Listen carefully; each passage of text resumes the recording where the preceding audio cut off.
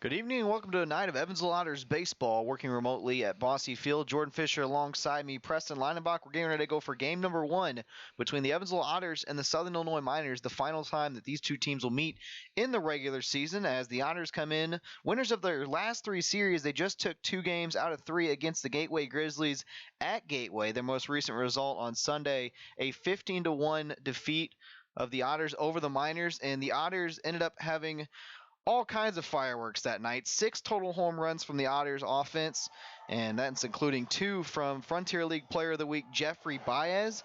Preston, the Otters are going to look to continue their success at the plate as they've scored 29 runs in their last 3 games combined. Yeah, the offense really coming alive in the past week. Of course, simple explanation would be, well, the acquisition of 2 new faces / one old face in Josh Allen, and of course the new face in Jeffrey Baez getting the Frontier League Player of the Week with his outstanding performance last week. Going back to before last week, those first 3 weekend games at home against Gateway, maybe just trying to fit in a little bit, find where he was going to work his magic, I guess, in this Evansville lineup. Then the Windy City series on just took over by storm, not only for the Otters, but for the league as well, again, earning the Frontier League Player of the Week. So, yeah, the offense has come to life. Now can they balance that back with the starting pitching, which for the most part has been good for this season, but it seems like it's been a little rocky or inconsistent the last week, so they're hopefully able to get that back into line with the offense. Well, Ryan O'Reilly will be on the hill tonight for the Otters as the Otters right-handed rookie is 5-3 on the season with a 2.63 ERA. But to your point about Baez and Allen, the 2 midseason acquisitions, in 9 games played for Baez, 400 batting average, 6 homers, as we just talked about, all in the same week. He homered in 5 out of the 6 games as far as that last stretch goes. And then Josh Allen, a 455 average in those 6 games, 2 doubles, 2 home runs, 7 ribbies, 6 walks for Josh Allen. Yeah, and that's the thing for Allen that really stands out to me is that last stat, the walks. Again, we know he's going to put the ball in play, really just kind of shoot the ball around all different directions of the outfield, and when he's at his best, he's shooting it to the opposite field. But getting those walks, getting on base, especially where he is right now in the lineup, batting second, where even though they've been trying different guys out from that number 1 spot, what you're going to get in the number 2 spot with Allen to set up the middle of the order. So, again, I kind of like what he has done so far, his approach and coming back to it.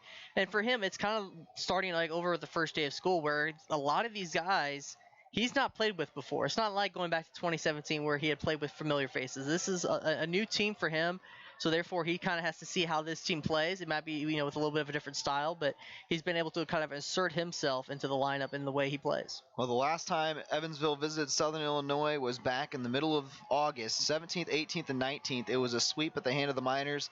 The Otters were in the midst of, at that time, a 35-inning scoreless streak for their offense. Their bats have since woken up. They won the next 3 series. They took 2 against Gateway at home, 2 against Windy City at home, and then 2 against Gateway this past weekend on the road. They'll continue their long road trip with 3 more games against the Miners tonight, tomorrow, and Thursday, and then they'll wrap it up with 4 games at Schaumburg Friday, Saturday, Sunday, and Monday. They're not going to have an off day until the end of the regular season.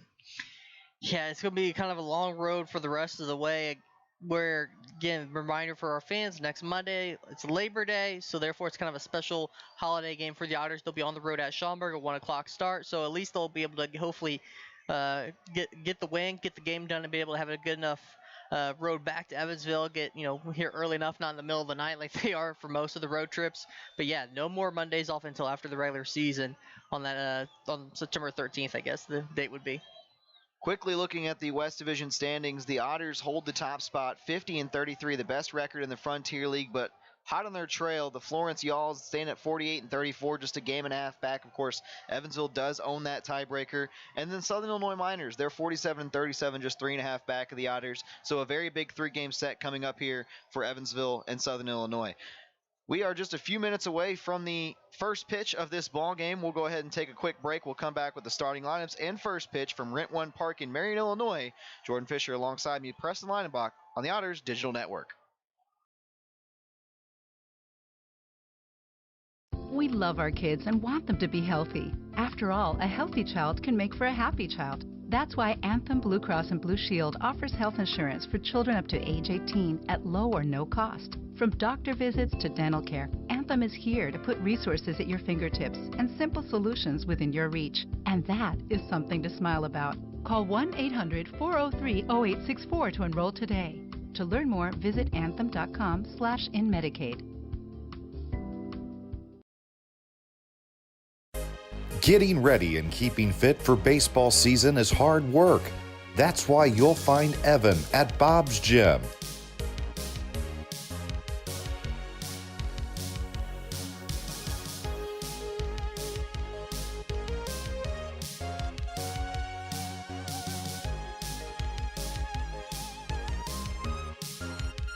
Getting fit, having fun, being an Otter. Be like Evan. Try a free 3-day pass at Bob's. Fix up your home with Heritage. Our home improvement financing options can help you change your home now and pay for it over time. Upgrade your home. Make home repairs. Remodel a kitchen. Build a new deck. Add a new room. Remodel your bath.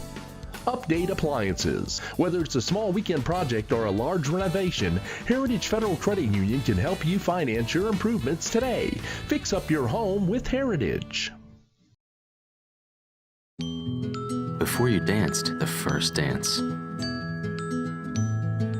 Before you walked down the aisle. Before the tables were set with care. Before you penned a single invitation. Before the day that went beyond your wildest expectations. There was the little green box from Brinker's Jewelers for befores and happily ever afters.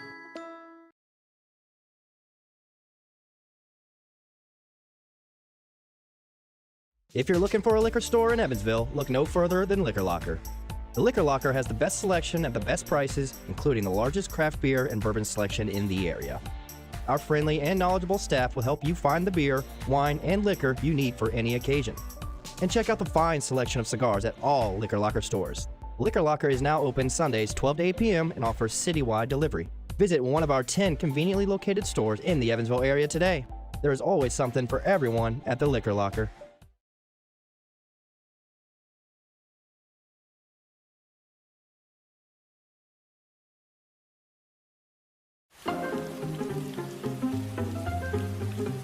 Cheer up, Evan. This rain will be out soon. You should download the 14 First Alert app and see for yourself.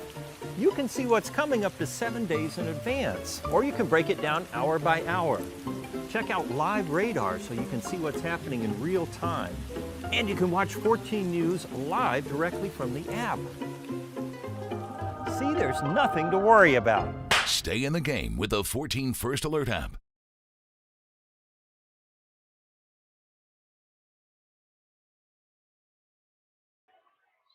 Welcome back to the Otters Digital Network. We're going to go for game number 1 of a 3-game set between Evansville, as they are on the road, at the Southern Illinois Miners in Rent One Park in Marion, Illinois. Jordan Fisher alongside me, Preston Leinenbach, doing this game remotely from Bosse Field in Evansville, Indiana. And we're glad you could join us here on the Evansville Otters YouTube channel as the Otters and Miners, again, getting ready to go for a 3-game set. The Evansville Otters come in at 50-33, first place in the West Division. The Miners 47-37. They're 3.5 games back in that West Division as well. Let's go ahead and take a look at the starting lineups for the Evansville Otters, led by manager Andy McCauley. Leading things off, Andy DeJesus, the shortstop, wearing number 2. In the 2-hole, it's Josh Allen wearing number 13 and playing second base. Jeffrey Baez, the number 3 hitter and reigning Frontier League Player of the Week. He'll be in left field wearing number 33. Riley Crane, the cleanup man, plays first base, wears number 12. Jared Davis wearing 45 and designated hitter tonight in the 5-hole. Dakota Phillips is behind the plate, batting 6th. Elijah McNamee out in right field, as he'll be wearing his usual number 9, batting 7th. Miles Gordon, the center fielder, bats 8th. And then Gary Mattis rounds out this batting order for the Evansville Otters as he plays third base and bats 9th. On the hill for the Otters, the rookie Ryan O'Reilly, 5-3 record, a 2.63 ERA for the Otters, right-hander. For the Southern Illinois Miners, Bryant Flette will lead things off as he wears number 1 and plays second base. Nolan Early is in the 2 spot as he'll play right field. Ariel Sandoval, the designated hitter, batting 3rd. Jamie Smart over at first base, batting cleanup. Jared Mang, the center fielder, bats 5th. Ian Walters playing third base and batting 6th. Anthony Brocato is in left field, batting 7th. Arturo Nieto, the catcher, batting 8th. And Yeltsin Godinho rounds things out as he is batting 9th and playing shortstop.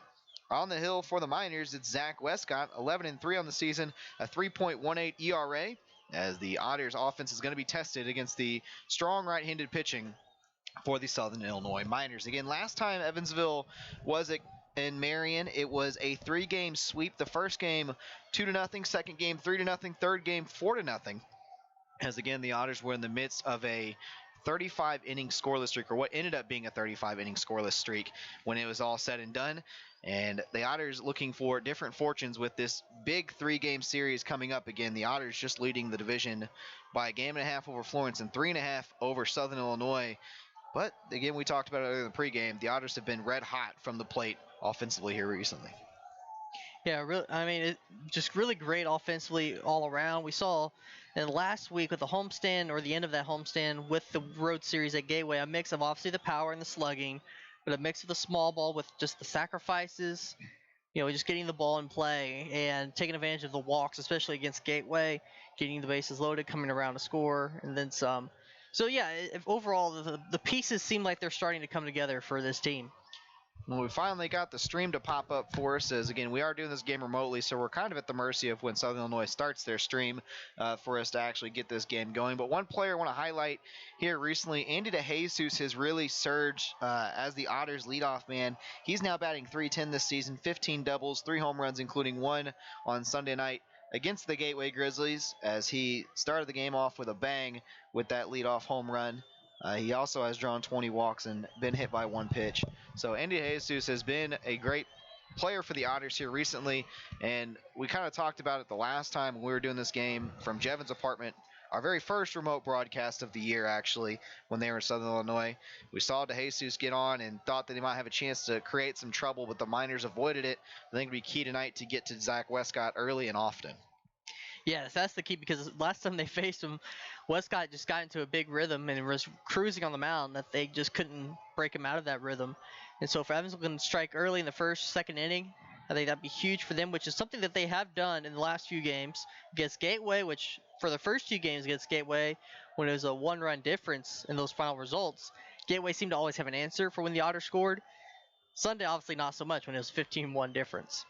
Zach Westcott about to throw his final warm-up pitch. Again, we'll run through the lineups real quick one more time. For the Evansville Otters, 50-33 on the year, it's DeJesus leading off playing short, Josh Allen batting second playing second, Jeffrey Baez in the 3 spot playing left, Riley Crane the first baseman batting cleanup, J.R. Davis the DH batting fifth, Dakota Phillips behind him catching batting sixth, Elijah McNamee the 7-hitter in right field, Miles Gordon number 8-hitter playing center field, and Gary Mattis rounds out the batting order as he plays third base. Andy DeJesus stepping in for his first at-bat, again facing Zach Westcott. I want to thank you for joining us here tonight on Evansville Otters Digital Network, as we are on the Otters YouTube channel, looking for the game time temperature in Marion. It looks like it is 82 degrees, feels like 86, as swinging first pitch by DeJesus, as it's fouled off for 0-1.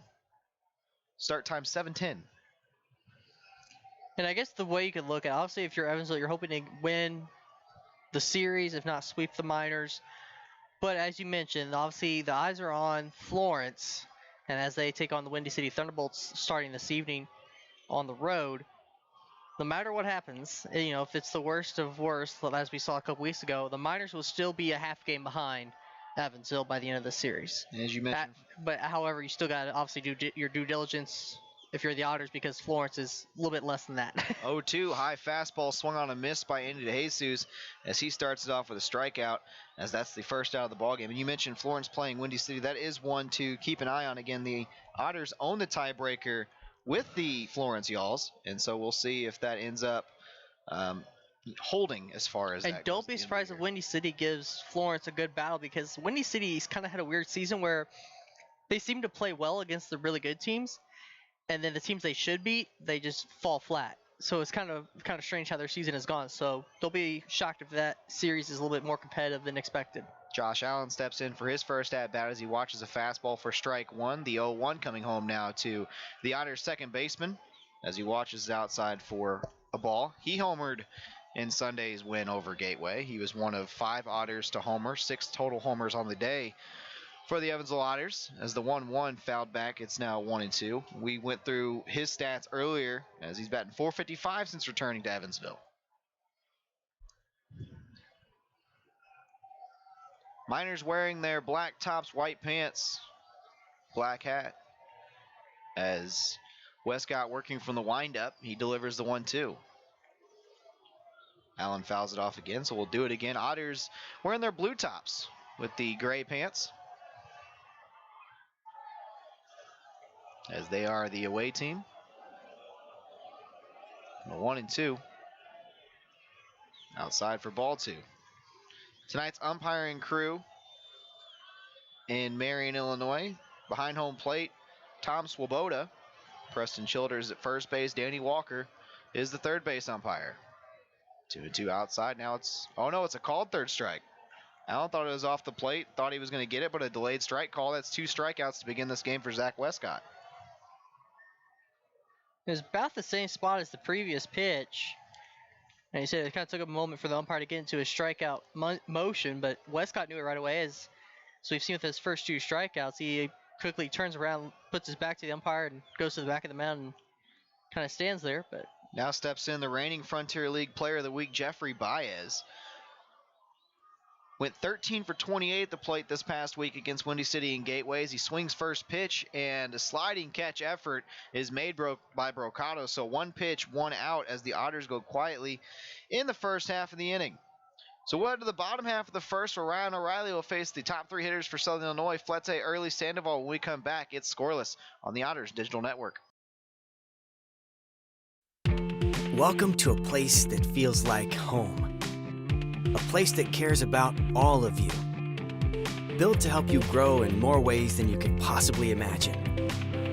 To make new friends, travel new paths, soar to new heights, and deepen your spiritual experience.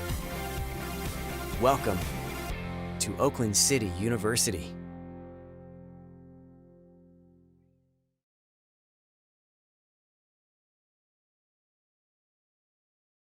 CenterPoint Energy's newest generation of safe, efficient energy includes capturing and harnessing the natural power of pure sunshine. We are increasing solar in our balanced and reliable energy mix as we power our region with more clean, renewable energy. We're bringing a little piece of the sun to every home and business while reducing carbon emissions and helping create a cleaner environment. It's just a little something for your smart energy future.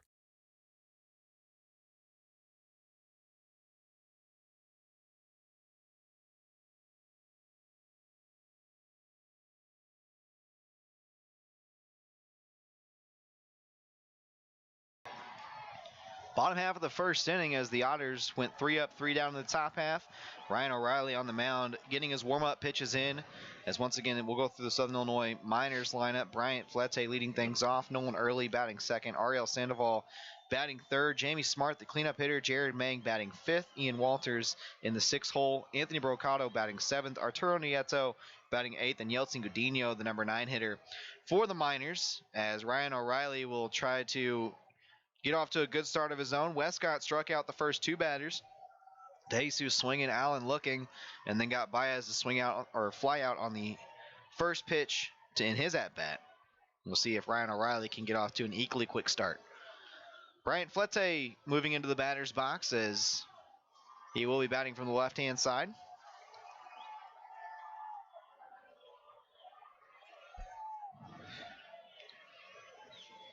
Miners have 4 lefties in their lineup.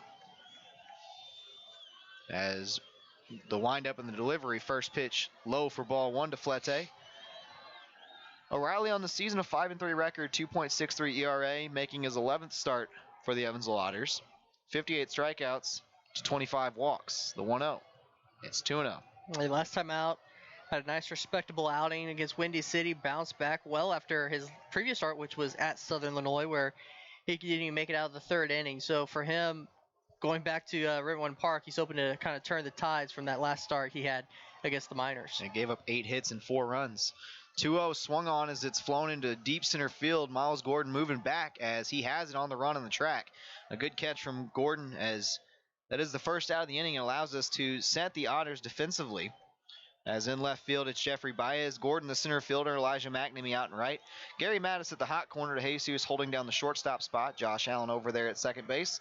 Riley Crane at first base, and Dakota Phillips The catcher for Ryan O'Reilly, who is the pitcher-catcher battery. I can't remember the sponsor for that. I'm trying to do Zane a favor here. Answer Auto Repair Answer East. Auto Repair East. 2319 right. North Green River Road. Go check them out. For all your battery needs.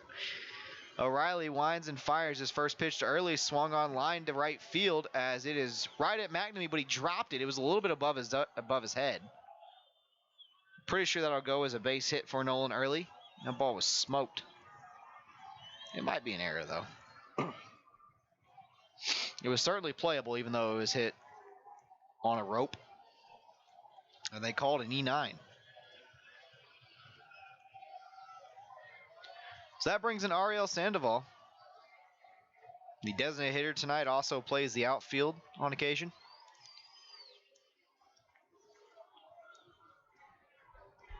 He'll step in with 1 on and 1 out after that error by McNamee.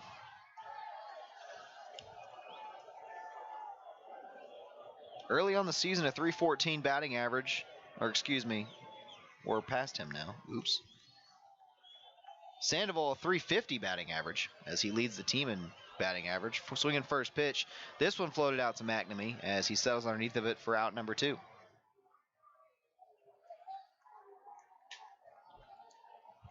Yeah, that one a little bit easier, not on a line drive bullet toward him, but still kind of interested of why he didn't catch it. I mean, I knew it was above his head, but he reached up like he had a beat on it. I don't know if maybe somehow with the sun setting there, if it got lost in the line of light. I don't know. I'm not really sure either. The ball was hit hard. Thought it was definitely catchable. In steps the hottest hitter for Southern Illinois, Jamie Smart. Just 6 games so far with the Miners, as the first pitch to him is a called strike. It's 0-1. And we talked about how Jeffrey Baez was the Frontier League Player of the Week. Jamie Smart, in his 6 games since joining Southern Illinois, a .545 batting average, just 1 home run to 5 RBIs, but he's certainly been hitting the ball well for Southern Illinois. Yeah, and he's a experienced player in the Frontier League. They acquired him in a trade last week before the deadline. Trying to make that playoff push, as only one team will get a playoff spot in the West Division. Tightly contested, as we talked about at the top of the broadcast. Evansville in first place, Florence in second, a game and a half back, and then Southern Illinois sits in third, 3.5 back of the Otters. So a very big midweek series in Marion. O'Reilly working from the stretch, the 1-1. Pitch a little bit low and a fastball in. It's now 2-1. Of course, the Otters have the tiebreaker with Florence, so their situation is settled as long as the Otters finish tied or above them, they will beat out Florence in the standings. But this is the final series between Southern Illinois and Evansville. O'Reilly takes a quick peek over at first base. It's a 2-1 count with 2 away in the bottom of the first, and he delivers. Good slider as it's called strike 2. 2-2 count to the cleanup hitter, Jamie Smart. Now, Southern Illinois and Florence will play each other, I believe, at least one more time down the stretch. Do you know, Preston? Pardon? Do you know how many more times Florence and Southern play each other? Is it just one more? I think we were checking the other day. They play each other. Yes, one more time. Quick pickoff move over to first, but back in plenty of time is Nolan Early. So those 2 teams will still have a chance to duke it out, and I think if you're Evansville, you're hoping they just kind of split the series. Or whoever the lower team is might just end up winning all 3 games just to keep the distance away from you. The 2-2 swung on low. It's popped up out into center field. Gordon moves forward. It's actually McNamee, as it is caught by the Otters right fielder for out number 3. So we're scoreless after 1 inning. We'll head to the top of the second. Crane, Davis, Phillips due up for the Otters on the Otters Digital Network. Every 6 minutes, a utility line is damaged due to reckless digging. So Indiana relies on these 811 superheroes. Derek the Builder. I dig for a living, but I always contact 811. Mary the Gardener. Before I plant a tree, I contact 811. And Mike the Contractor. I contact 811 before I do my work. Prevent damage or injury. Call 811 anytime or go online 811now.com. This message is sponsored by the Indiana Utility Regulatory Commission and this station. Come be a part of a nationally recognized program in criminal justice. The Criminal Justice Program at Oakland City University provides students with in-depth knowledge in the fields of law enforcement, forensics, corrections, and juvenile justice. Learn through hands-on experiences and train in areas of investigative forensics, criminology, and police administration. A career-focused major is in your reach and all in a Christian university setting that feels like home. Oakland City University.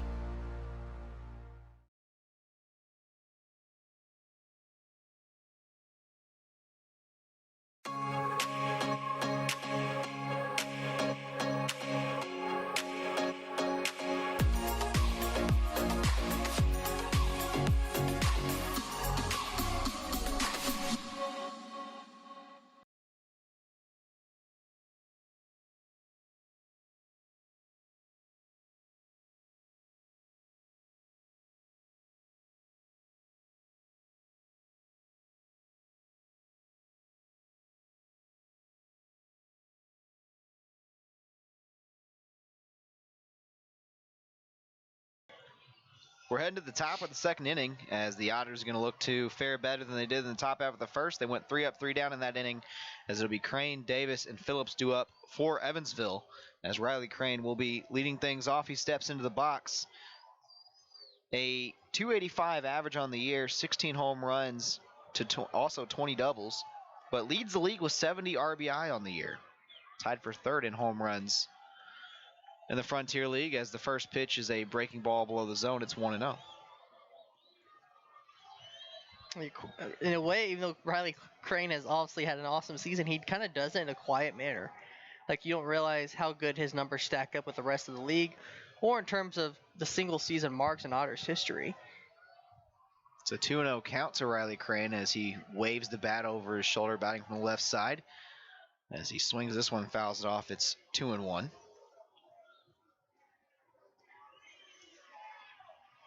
So we were talking about it before the broadcast, but Riley Crane has a chance to set a Frontier League record this season if he gets another particular opportunity. As he swings at the 2-1, flown out to deep left field, but Brocado moves to his right along the foul line, and it's put away for out number 1. Yeah, so interesting enough, the Otters have hit a total of now 6 grand slams, thanks to Schultz's grand slam on Sunday against the Gateway. Crane has 3 of those, and individually that has tied a Frontier League record with multiple individuals in the history of the Frontier League. So if he hits another one before the season's in, he'll own that record by himself. In steps J.R. Davis. First pitch to him is a called strike, 0-1. And of course, that's incredible because just those are so hard to come by, it feels like. But the fact that Evansville, like you said, has hit 6 this year, which feels like a lot on its own for a single team, and Crane's got half of those, is pretty remarkable. Yeah, I definitely don't remember, since I've started 5 seasons ago, of any of the teams in that 5-year span of getting even close to that many. It's a 1-1 count to J.R. Davis as this breaking ball bounces low and away. It's 2-1. Davis on the year batting .306, 7 homers, 16 doubles, 1 triple. Just 43 strikeouts on the year and just shy of 300 at-bats. The 2-1 to Davis. He flies it out to right field, right center field that is, as giving chase is the right fielder Nolan Early, and that's caught for out number 2. So good contact from the first 2 batters in this inning for the Otters, but nothing going so far. We'll see if Dakota Phillips can get something ignited for Evansville. And for the right-handed batter, that's a tough direction to go at Redmond Park to that right field. It just seems like it's a long ways out that direction compared to pulling it to the left field side, which I believe off the top of my head is only 320 down the line. Sure, we can find the Rent One Park dimensions. In steps Dakota Phillips, again batting from the left side is the Otters catcher. First pitch to him is a called strike on a fastball, 0-1. Let's see here. Rent One Park, field size, left field 320, left center 392, 400 to dead center, 375 to right center, and 335 to right field. So you would be correct. I think it's easier to pull it down that left field line. Of course, left center is deeper than right center, but overall, I think that right side of the field is a much harder part to hit it to. 1-1, swung on and missed. It's now 1-2. And with the way the right field set up, you have the bullpens, both teams' bullpens right there on that right field side. So you kind of have a little bit of a higher fence to protect them a little bit. Very unique setup there as far as how Rent One Park is set up. 1 and 2 up at the letters. It's a check swing, and they say he did not offer, so it's 2 and 2.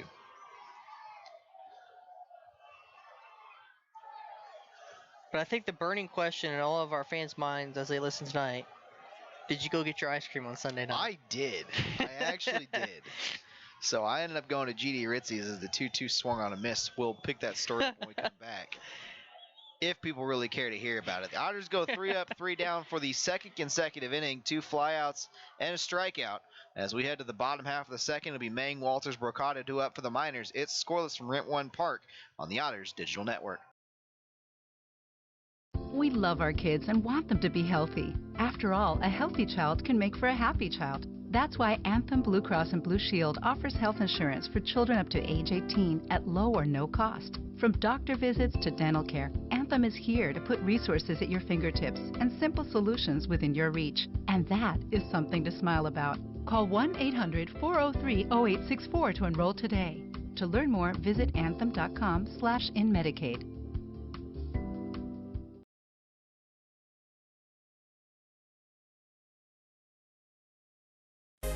Getting ready and keeping fit for baseball season is hard work. That's why you'll find Evan at Bob's Gym.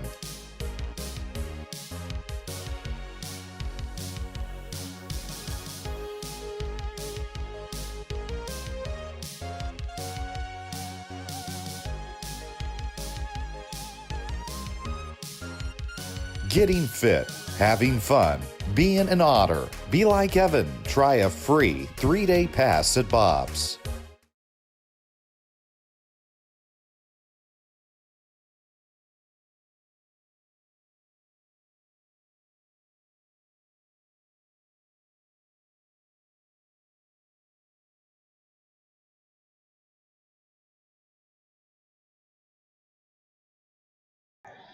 We head to the bottom half of the second inning as Ryan O'Reilly is on the mound getting his warm-up tosses in. He retired all 3 batters that, well, I guess 3 of the 4 batters, I should say. One of them could have been retired as it was an E9 by Elijah McNamee on a liner to right field, but it went fly out to center, fly out to right, fly out to right. So that brings up Mang, Walters, and Brocado as O'Reilly was able to put up a 0 in the first inning. We'll see if he can do the same in the second inning. Jordan Fisher alongside me, Preston Leiningbach, as the Otters are in Marion, Illinois for a pivotal 3-game series. Again, the Otters leading the Miners by 3.5 games in the West Division.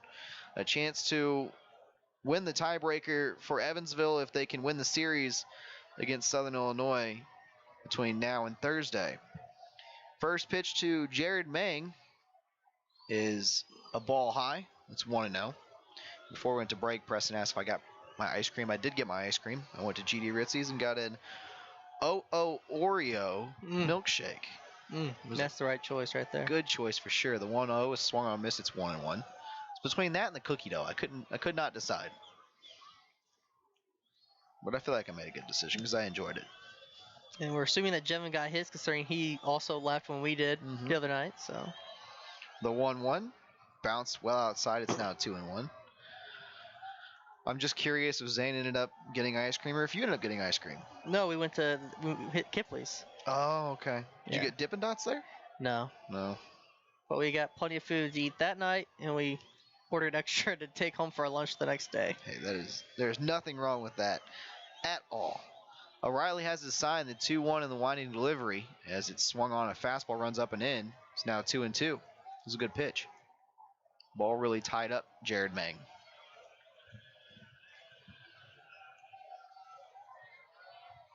So a little bit of news or info about Rent One Park, in case you're curious. Built in 2006, it opened in 2007 as the 2-2 grounded to the third baseman Mattis on target to Riley Crane, 1 out. Seats a capacity of 7,000 people in Marion, and it looks like the surface is considered.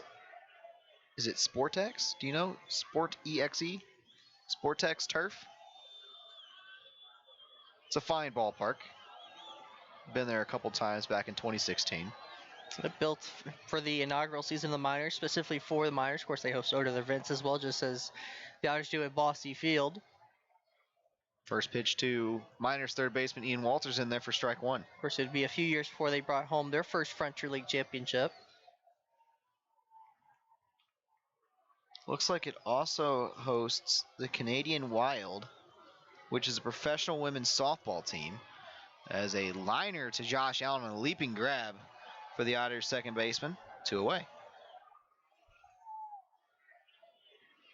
So it looks like the professional women's softball team was founded in 2019 as part of the National Pro Fast Pitch and partnered with the Canada Women's National Softball Team. I'm going to click on this. It looks like the team is composed entirely of Canadian players and is essentially the Canada Women's National Softball Team and allows the team to play against top competition throughout the year. So that's a nice little So I wonder if that's just learned. Permanent thing or if that was specifically edited for this year because of COVID and the crossing the borders. Well, they were founded in 2019. So the national, because I know the national fast pitch is primarily in the United States. 1-0 is a called strike. It's now 1-1. It says here, and this is all through Wikipedia, such a great site for information, even if sometimes it's not always accurate. Most time it is. Most time it is, though. But the 1-1, breaking ball low and away, it's now 2-1 to Anthony Brocato. It says, due to the COVID-19 pandemic, the team announced they were withdrawing from the 2020 NPF season, becoming the second team to withdraw from the season. And the NPF eventually canceled their entire season as well as the 2021 season. So it sounds like that they have not got to play in that league as the 2-1 up and in. It's now 3-1. They have not been able to play since that team was first founded in 2019.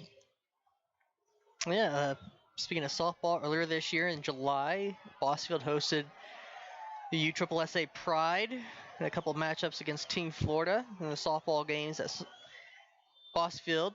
3-1 grounded to Andy DeJesus, thrown over to Riley Crane at first base. As they were brought to Evansville through the Evansville Sports Corporation. That was a fun event. Got to help work that. We head to the top half of the third inning as the Miners go 3 up, 3 down. Evansville just looking for their first hit in this ballgame. McNamee, Gordon, Mattis due up 7-8-9. When we come back, it's scoreless from Rent Park on the Otters Digital Network. Fix up your home with Heritage. Our home improvement financing options can help you change your home now and pay for it over time. Upgrade your home. Make home repairs. Remodel a kitchen. Build a new deck. Add a new room. Remodel your bath. Update appliances. Whether it's a small weekend project or a large renovation, Heritage Federal Credit Union can help you finance your improvements today. Fix up your home with Heritage.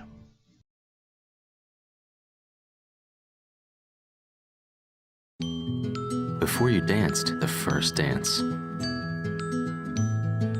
Before you walked down the aisle. Before the tables were set with care. Before you penned a single invitation. Before the day that went beyond your wildest expectations. There was the little green box from Brinker's Jewelers for befores and happily ever afters.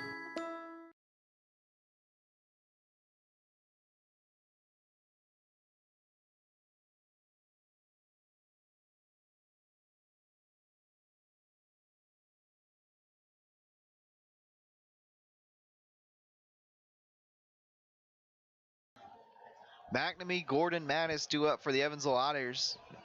It's been 6 straight sat down by right-handed pitcher Zach Westcott for the Miners, including 3 strikeouts in those 6, and we'll see if one of McNamee, Gordon, or Mattis can get things going for Evansville at the plate.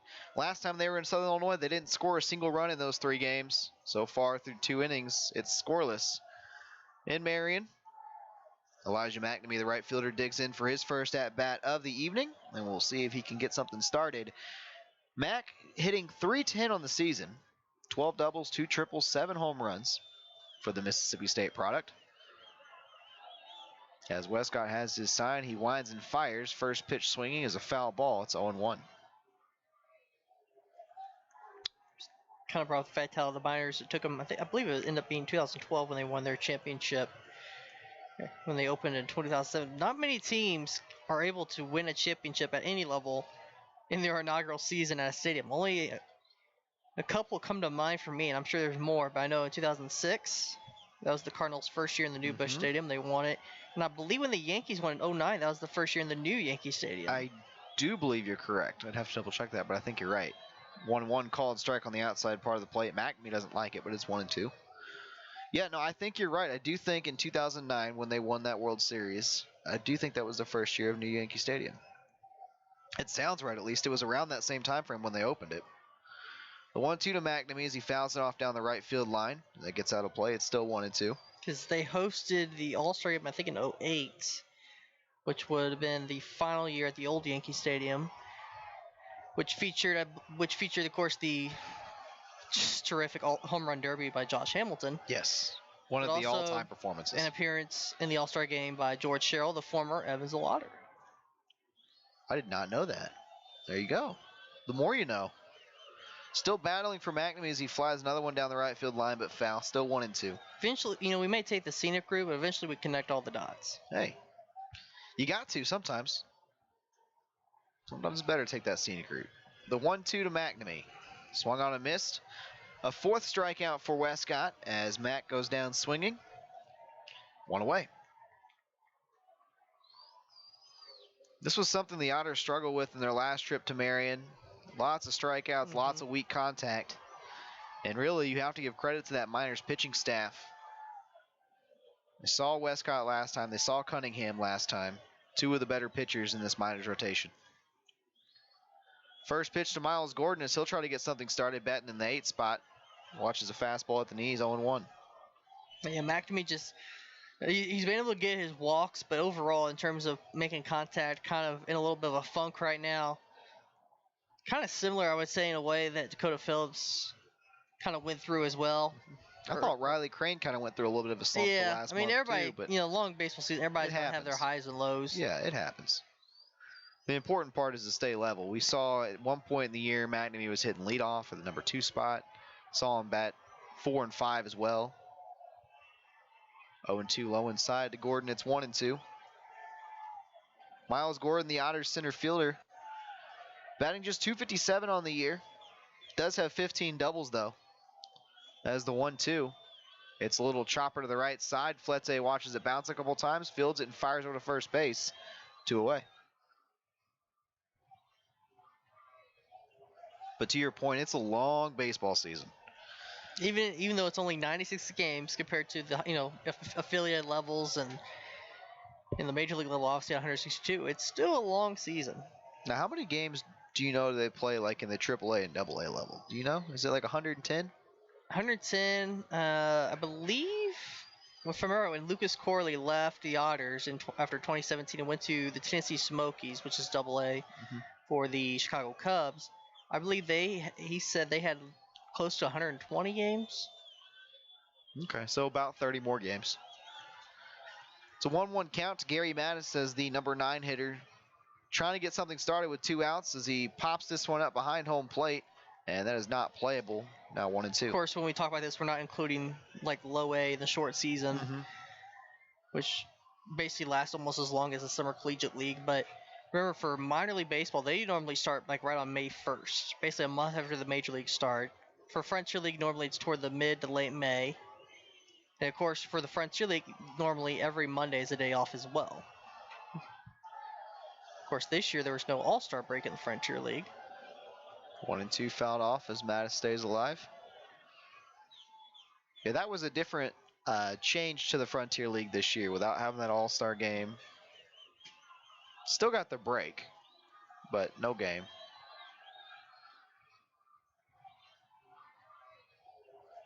Which explains why, for those wondering why the league kind of started a little bit later in May, and also why the season will end a week later. Normally the regular season that is, ends around the weekend before Labor Day. Now it's a week later, just because everything kind of got compacted and pushed back for this year. 2-2 count to Mattis as he grounds this one up the middle, and the Otters have their first base hit. As Mattis singles up the middle with 2 outs, and that takes it back to the top of the order as DeJesus will step in, and we'll see if maybe the Otters can get a 2-out rally going. We've seen Mattis steal some bases this season, although Arturo Nieto has one of the better arms in the Frontier League behind the plate. We'll see if manager Andy McCall and the Otters get aggressive, or if they'll just kind of let DeJesus swing away and see if he can create something from happening. I think you go for it. Think you send Mattis? Yeah, with 2 outs, just go for it. Either way, if you get out, you'd still have the leadoff hitter up. Lead off top of the order. I just want to see, and also I just want to see. Of course, Westcott's aware of the speed of Mattis, but I just want to see, the battle, you would say, between Mattis on the bases and Nieto behind the plate, because, like you said, he has a great arm and just defensively very sound as a catcher. So Gary Mattis has 16 stolen bases, only been caught 3 times. We'll see if he is off and running here at some point in this at-bat, as the first pitch to Jesus is high for ball 1. DeJesus only saw 3 pitches in his first at-bat, went down swinging on a high fastball. But DeJesus has been on a bit of a hot streak here recently for Evansville. Homered on Sunday, one of his 3 home runs on the season. Another quick pickoff move as Mattis dives back safely. But DeJesus on the year batting now .310 as he's really increased that average over the last couple weeks. I feel like for most of the season he sat in the upper 280s, low 290s. Now up above 300 as Mattis is going. All right, it looked like he went at least. It was a fake steal. Just judging by Nieto, we had the center field camera there. He looked like he was ready to throw down to second base, but he kind of pumped it. It's now 2-0. Seems like an ideal pitch for Mattis to potentially take off on. Westcott's got his sign as he comes set. Now he delivers. And DeJesus fouls it off. It looks like Mattis was not running that pitch. Yeah, I think on 2, it's kind of weird. It's kind of like the debate between swinging on 3-0 and 3-1. I think 2-0 you don't, just because it's a fastball count. Obviously, normally the higher speed, you try not to run on. You try to wait for the slower pitches. And I think 2-0 is a good count to just try, to get the ball in play. Now I think 2-1, now you get back to, are the wheels going to be in motion on the base paths? But Westcott just threw another pickoff attempt over there. That's 3 in this at-bat. Mattis was back safely once again. Want to note he's diving back too, so he's got a pretty good lead over there at first base.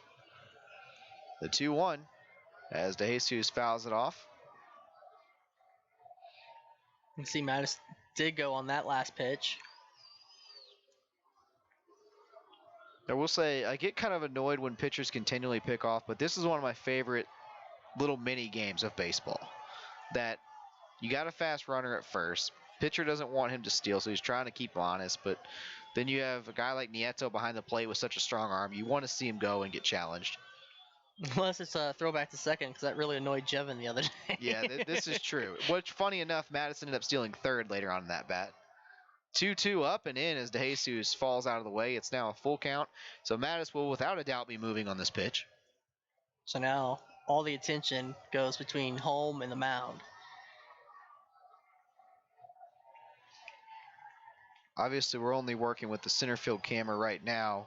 Of course, we're doing the game remotely from Bosse Field, so we're at the mercy of what the Miners live stream shows us. But I'm curious to know whether or not they're holding him on at first base. Even though it's a 3-2 count, you would think he'd be backed off, but then you give Mattis too big of a lead, he could be easily in there second. Payoff, swung on and fouled off by DeJesus as he just got a piece.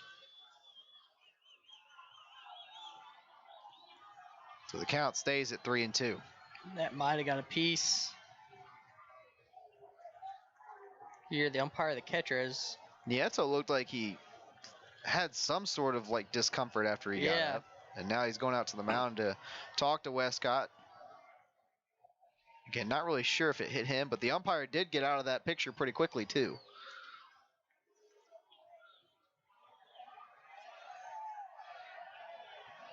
So it's 3 balls, 2 strikes with 2 out.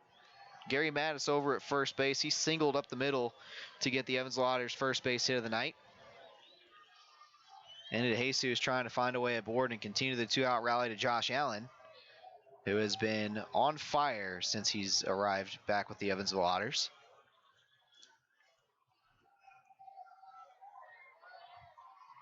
A long delay here as Westcott now finally steps on the rubber. They are not holding Mattis on at first base. And DeJesus now steps into the box. Westcott's got his sign as he comes set on the mound. And the payoff. Swung on and missed. DeJesus strikes out again. His second strikeout of the night. And the Otters strand Mattis on first base. We head to the bottom half of the third. It's still scoreless. 8-9-1 due up for Southern Illinois when we come back on the Otters Digital Network. If you're looking for a liquor store in Evansville, look no further than Liquor Locker. The Liquor Locker has the best selection at the best prices, including the largest craft beer and bourbon selection in the area. Our friendly and knowledgeable staff will help you find the beer, wine, and liquor you need for any occasion. And check out the fine selection of cigars at all Liquor Locker stores. Liquor Locker is now open Sundays 12 to 8 p.m. and offers citywide delivery. Visit one of our 10 conveniently located stores in the Evansville area today. There is always something for everyone at the Liquor Locker.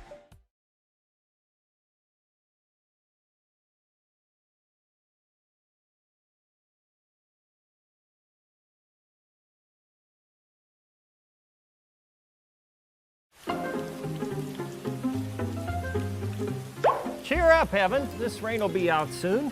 You should download the 14 First Alert app and see for yourself. You can see what's coming up to 7 days in advance, or you can break it down hour by hour. Check out live radar so you can see what's happening in real time. And you can watch 14 News live directly from the app. See, there's nothing to worry about. Stay in the game with the 14 First Alert app.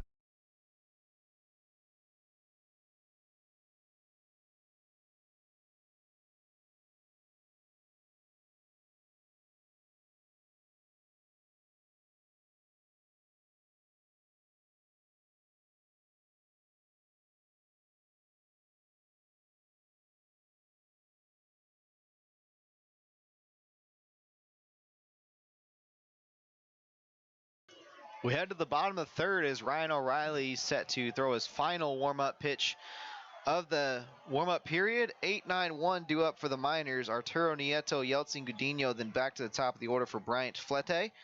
As O'Reilly has worked a scoreless first 2 innings, we'll see if he can put up another 0 in the third. The Otters in the top half of the third got their first base hit of the night, but ended up stranding Mattis over at first base. So again, we're still scoreless heading to the bottom half of the inning. Otters on the road at Southern Illinois Rent One Park in Marion, as they are there for a very pivotal 3-game series in the middle of this week. Tonight, tomorrow, and Thursday, the Otters and the Miners will square off at Rent One Park. Nieto steps in, batting from the right-hand side as O'Reilly winds and fires the first pitch, as it's a fastball in there for a called strike. 0-1. Again, the Otters with a game and a half lead in the West Division. They sit at 50 and 33. Southern Illinois sitting in third. They're 3.5 games back from the Otters. 0-1, check swing. They appeal down, and they went around. 0-2. Miners 47 and 37 on the year.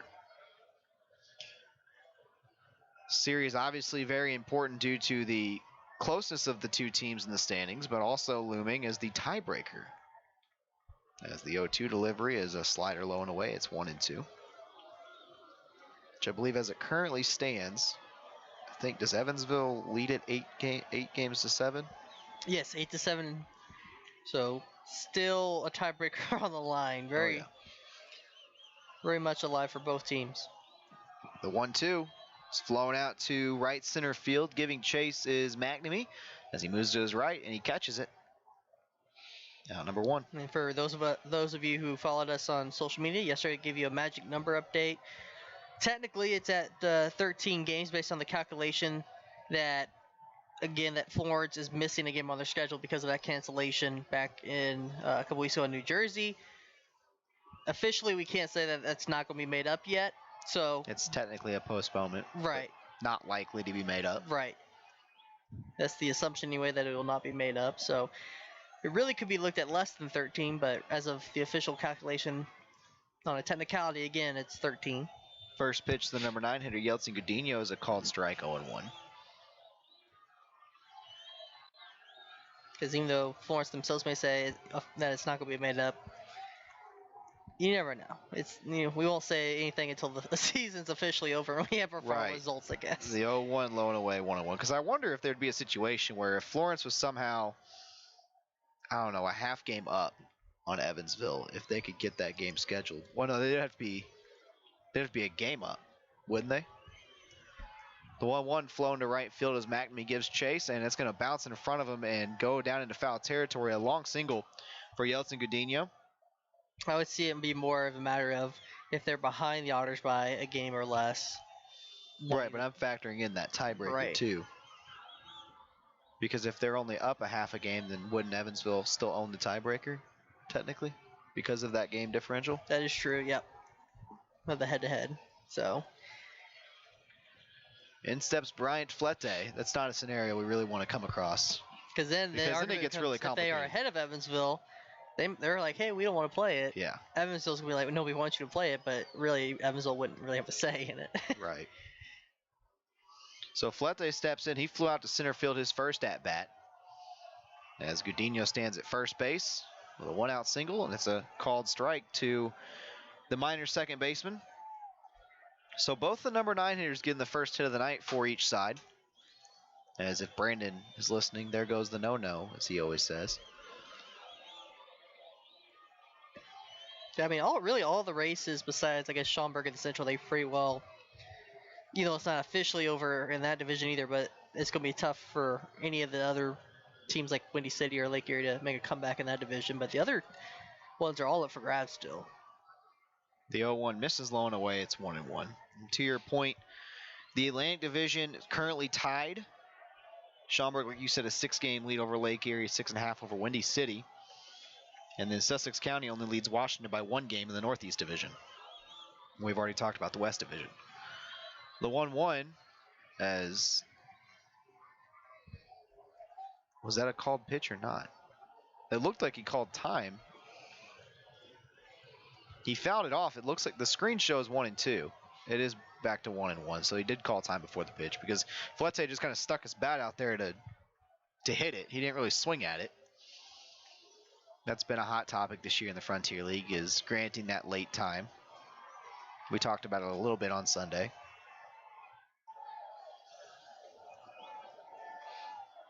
The 1-1. Fastball misses outside. It's now 2-1. Of course, we were discussing whether pitchers should complete their motion to avoid injury, and we started to get a discussion about, well, what are the numbers really on that for injuries? It's an interesting conversation for sure, but that's the first time I've seen a batter just stick the bat out and knock it down. Quick check over on Gudino as he's back in time. It's still 2-1 count, 1 out. I mean, it looked like a BP bunt practice. It did.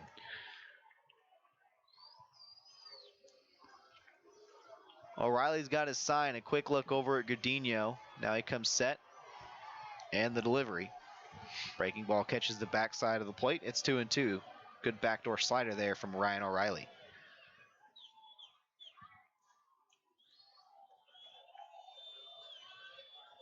Which Evansville's now won 3 player slash pitcher of the week honors for individuals. The argument could be made that Ryan O'Reilly deserved one earlier in the season after his 7 2/3 outing that he had. He comes set, the 2-2. Flown out to left field as moving back into his right is Jeffrey Baez, and he catches it, firing all the way back to first base. Although he is back in plenty of time. I think Baez just wanted to show off the arm. He's got a good one, too, out there in left field. Normally with left fielders, you'll put your weakest arm out there. Or maybe your worst glove in the outfield, but Baez, great arm, great glove, good speed. Yeah, he's pretty well, at least for Frontier League standards, a well-rounded player. Yeah, he's a plus left fielder, that's for sure. In steps Nolan Early. He reached first base in his first at-bat, but he was an E9 on a liner to Elijah McNamee. Went off his glove a little bit above his head. And Early watches the first pitch miss outside for ball 1. We have a good matchup on hand for tomorrow night, too. Austin Gossman will be taking on Chase Cunningham. Gossman, as Bill and I were discussing last time we were at Bossy Field, as we're going to have a mound visit here between Dakota Phillips and Ryan O'Reilly. Actually, the trainer runs out there. Check on. Looks like they're looking at his hand, maybe a splinter or a blister. Nope. Clean up the specs. Forgot about that. So he does wear glasses or goggles. We're fixing them. I'm sure it's a little bit warm down there on the turf too. Interesting that the Otters trainer has to go out there to fix the glasses though. Yeah, that's Sarah, the athletic trainer, now in her second season with the club out there. Looks like she's changed out the lenses on those specs. Perhaps, but. All right.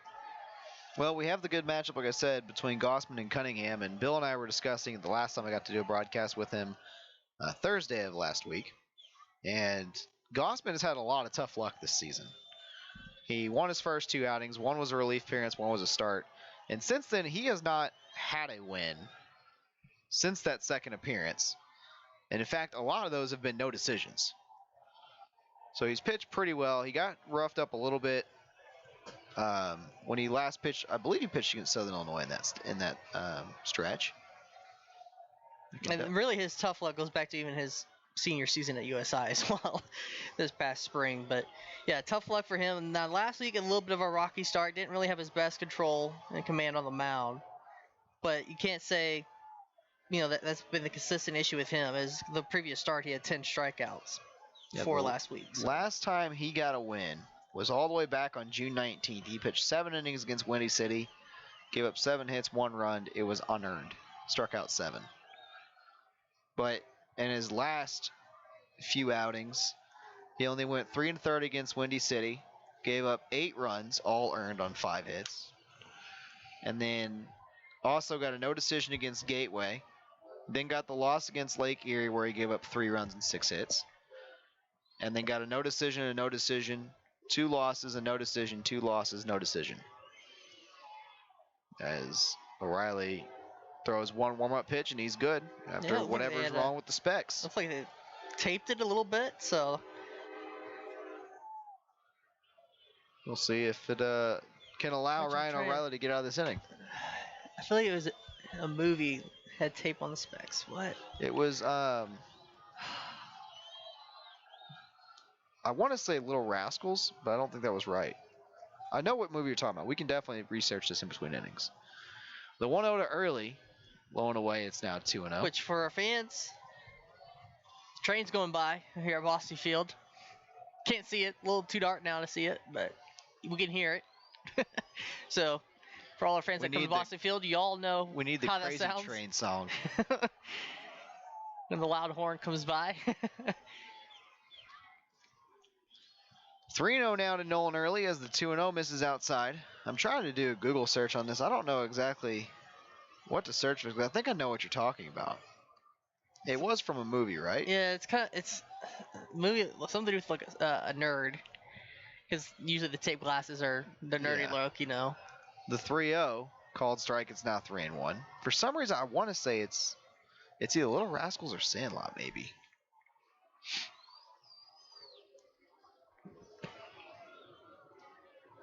Did Squints have tape on his glasses? He did not. O'Reilly's got to sign the 3-1, and it's low, ball 4, so that'll put Nolan Early at first base. Godinho will advance to second here with 2 away in the top or the bottom half of the 3rd inning, I should say.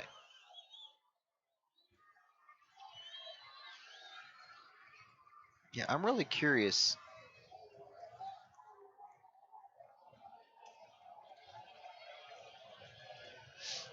I'm really curious to what this is, because I feel like, was it Little Giants? No. He doesn't have tape. Trying to find a nerdy-looking kid in a sports movie that has glasses. In steps Ariel Sandoval. He flew out to right field in his first at-bat. He comes up with 2 on and 2 away. Here in the bottom of the 3rd, O'Reilly trying to work out of a little bit of a jam as the first pitch misses high for ball 1.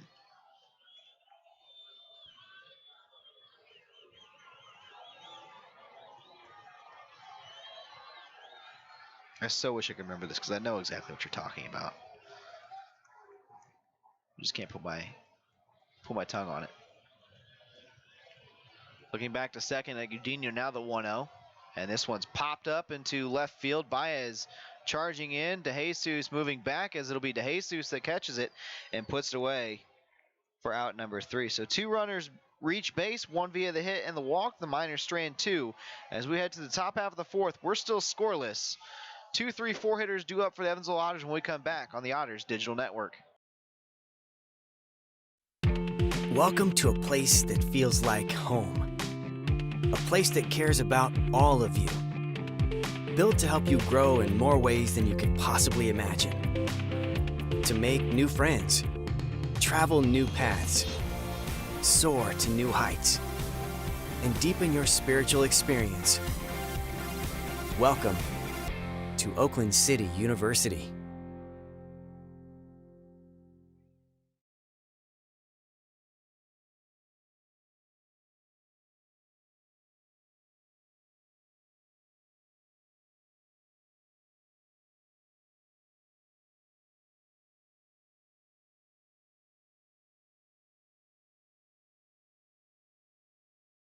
CenterPoint Energy's newest generation of safe, efficient energy includes capturing and harnessing the natural power of pure sunshine. We are increasing solar in our balanced and reliable energy mix as we power our region with more clean, renewable energy. We're bringing a little piece of the sun to every home and business while reducing carbon emissions and helping create a cleaner environment. It's just a little something for your smart energy future.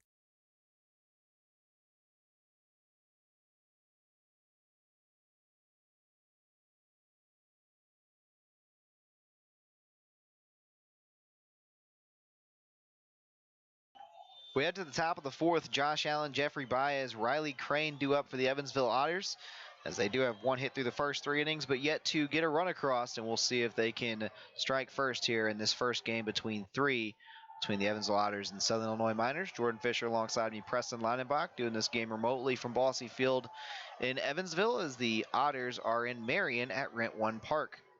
First pitch to Josh Allen, low and away for ball 1. He struck out looking his first time up to bat. Allen coming into tonight batting .455 in 6 games played with the Evansville Otters. As the 1-0 fouled off, it's now 1-1. I think what I was most glad to see about Josh Allen when he came back is that he still had the facial hair on point. Yep. It looked like he hadn't left at all. Like he looked like the exact last time I saw him at Bosse Field. Of course, Josh is a great dude. Got to work closely with him in 2016. It was a 1-1 foul. It's now 1-2. You got to work closely with him in 2017. 17, and kept in touch with him because he would still, let's see, I guess it was 18 when he came to spring training just to get some workouts in before he went up to St. Paul. Or possibly 19 as well. I can't remember which year it was. Did an Otters TV interview with him then, and then last year during the pandemic, as part of our virtual broadcast thing, caught up with him. So now you guys recently posted an Otters TV episode with him, correct? Yes, caught up with him last week in person this time around when he joined the Otters back last week. Second at bat doesn't fare as well as he flies out to center field to begin this inning. He fared a little bit better than his first at bat, but puts the ball in play and 1 away. That brings up the reigning Frontier League Player of the Week. I was just getting to start to talk about it in the first inning, and then he quickly swung at the first pitch and hit it well out to left field, but a sliding catch by Brocado robbed him of a base hit. So Jeffrey Baez 0 for 1 tonight. As he watches the first pitch, it's called strike 0-1. Yeah, and I mentioned it's the 3rd honor of the year for an individual on the Otters team. Riley Crane won Player of the Week after the opening week back in late May. And then toward the back end of July, Braden Scott won Pitcher of the Week. So 3 of those Player of the Week awards for the Otters as a whole. It's now 2-1 to Baez. Baez homered twice on Sunday actually. Ended up homering in 4 straight games. from Tuesday to Friday as he fouls this one off. It's now 2-2. The only game he did not homer in last week was the Saturday game.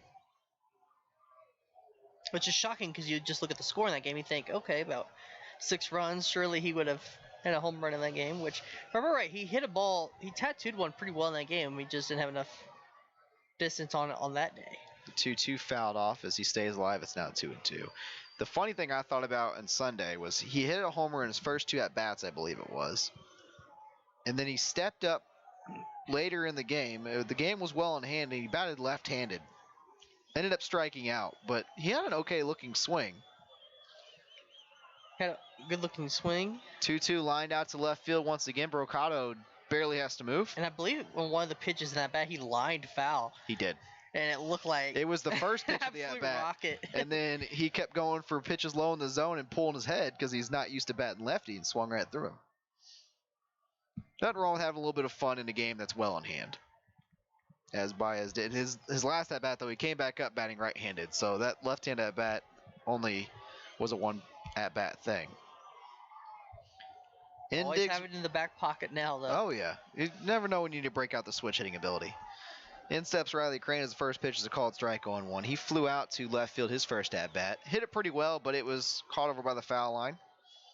As he gets a hold of this one into right center field, as that's going to get down and go all the way to the wall. Crane racing for second as he looks like he's thanking 3, and he's going to stay at 2. So a 2-out double from Riley Crane, as that puts the Otters first baseman in scoring position, the first runner in scoring position for Evansville so far tonight. Of course, we can't really tell based on the stream, but Southern Illinois has been known to be shifting against Riley Crane. The outfield didn't look so shifted there as he hit it in that right center field power alley. Also on the stream, we saw him handing his gear, his elbow pad, and all that stuff to Boots Day. Want to give a quick birthday shout out to Boots. Turned 74 today. Swinging and missing at the first pitch is Jared Davis, 0-1.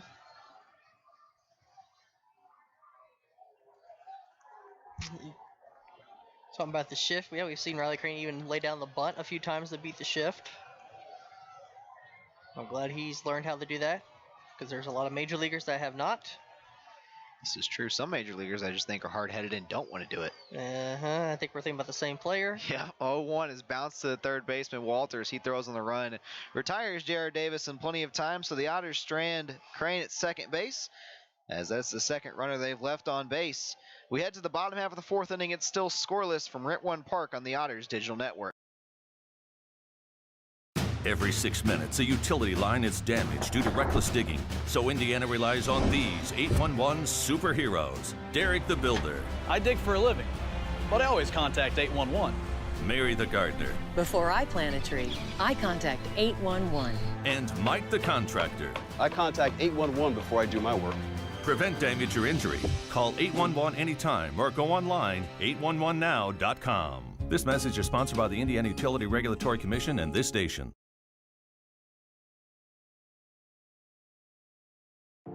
Come be a part of a nationally recognized program in criminal justice. The Criminal Justice Program at Oakland City University provides students with in-depth knowledge in the fields of law enforcement, forensics, corrections, and juvenile justice. Learn through hands-on experiences and train in areas of investigative forensics, criminology, and police administration. A career-focused major is in your reach and all in a Christian university setting that feels like home. Oakland City University.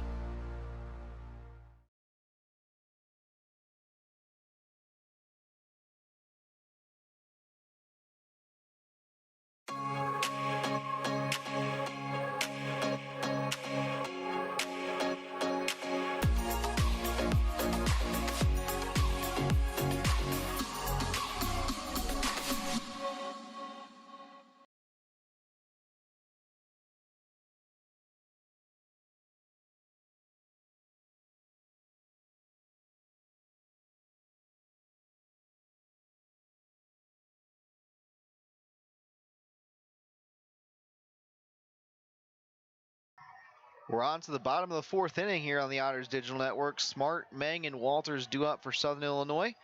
They stranded 2 runners on in their last time up to bat in the bottom half of the third. O'Reilly worked through a little bit of trouble. We'll see if he can put up another 0 on the board. He's done so successfully through the first 3 innings, or scoreless as we head to the bottom of the fourth from Rent One Park.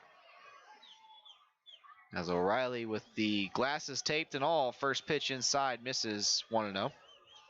Jamie Smart playing first base tonight for the Miners, and if you recall, going back to the previous series this season, normally it's been Luke Mangieri at first base for the Miners. Well, they traded him away last week before the deadline. They sent him to Joliet. Of course, you mentioned the trade deadline just last week. Of course, anybody is really fair game when it comes to a trade deadline if it's the right move for a club. Which really, normally the Frontier League is pretty quiet at the deadline. Within the league, normally you might see some trades from one independent league to another, like Baez coming to Evansville from the American Association. But within the league, you don't see it too much. A couple of big trades, I would say that one being one of them, because I don't think a lot of people expected Mangieri to be gone from a competitive team like the Miners. So that one's fouled off first base side. But also the swap of sending Bramblett and Cable from the Gateway Grizzlies to Schaumburg. So a couple in-league trades. So really, Schaumburg I think, did a favor for their bullpen acquiring those 2 guys. Because some argue that Bramblett shouldn't even be in the Frontier League. He should be in affiliated baseball. Yeah. And Cable, former Otter, had an ERA just slightly above 2. 2-2's lined through the right side for a base hit. Jamie Smart continues his hot hitting since he's joined the Southern Illinois Miners. Yes, he gets a leadoff single here to begin the fourth. But yeah, to your point, it feels like a lot of times it's moves to acquire players from outside the league, and it's always for that infamous player to be named later. So in steps Jared Mang, the Miners center fielder. He grounded out his first at-bat. 5-3 was the putout, as he'll work with Jamie Smart over at first base and nobody down in the bottom of the fourth for Southern Illinois.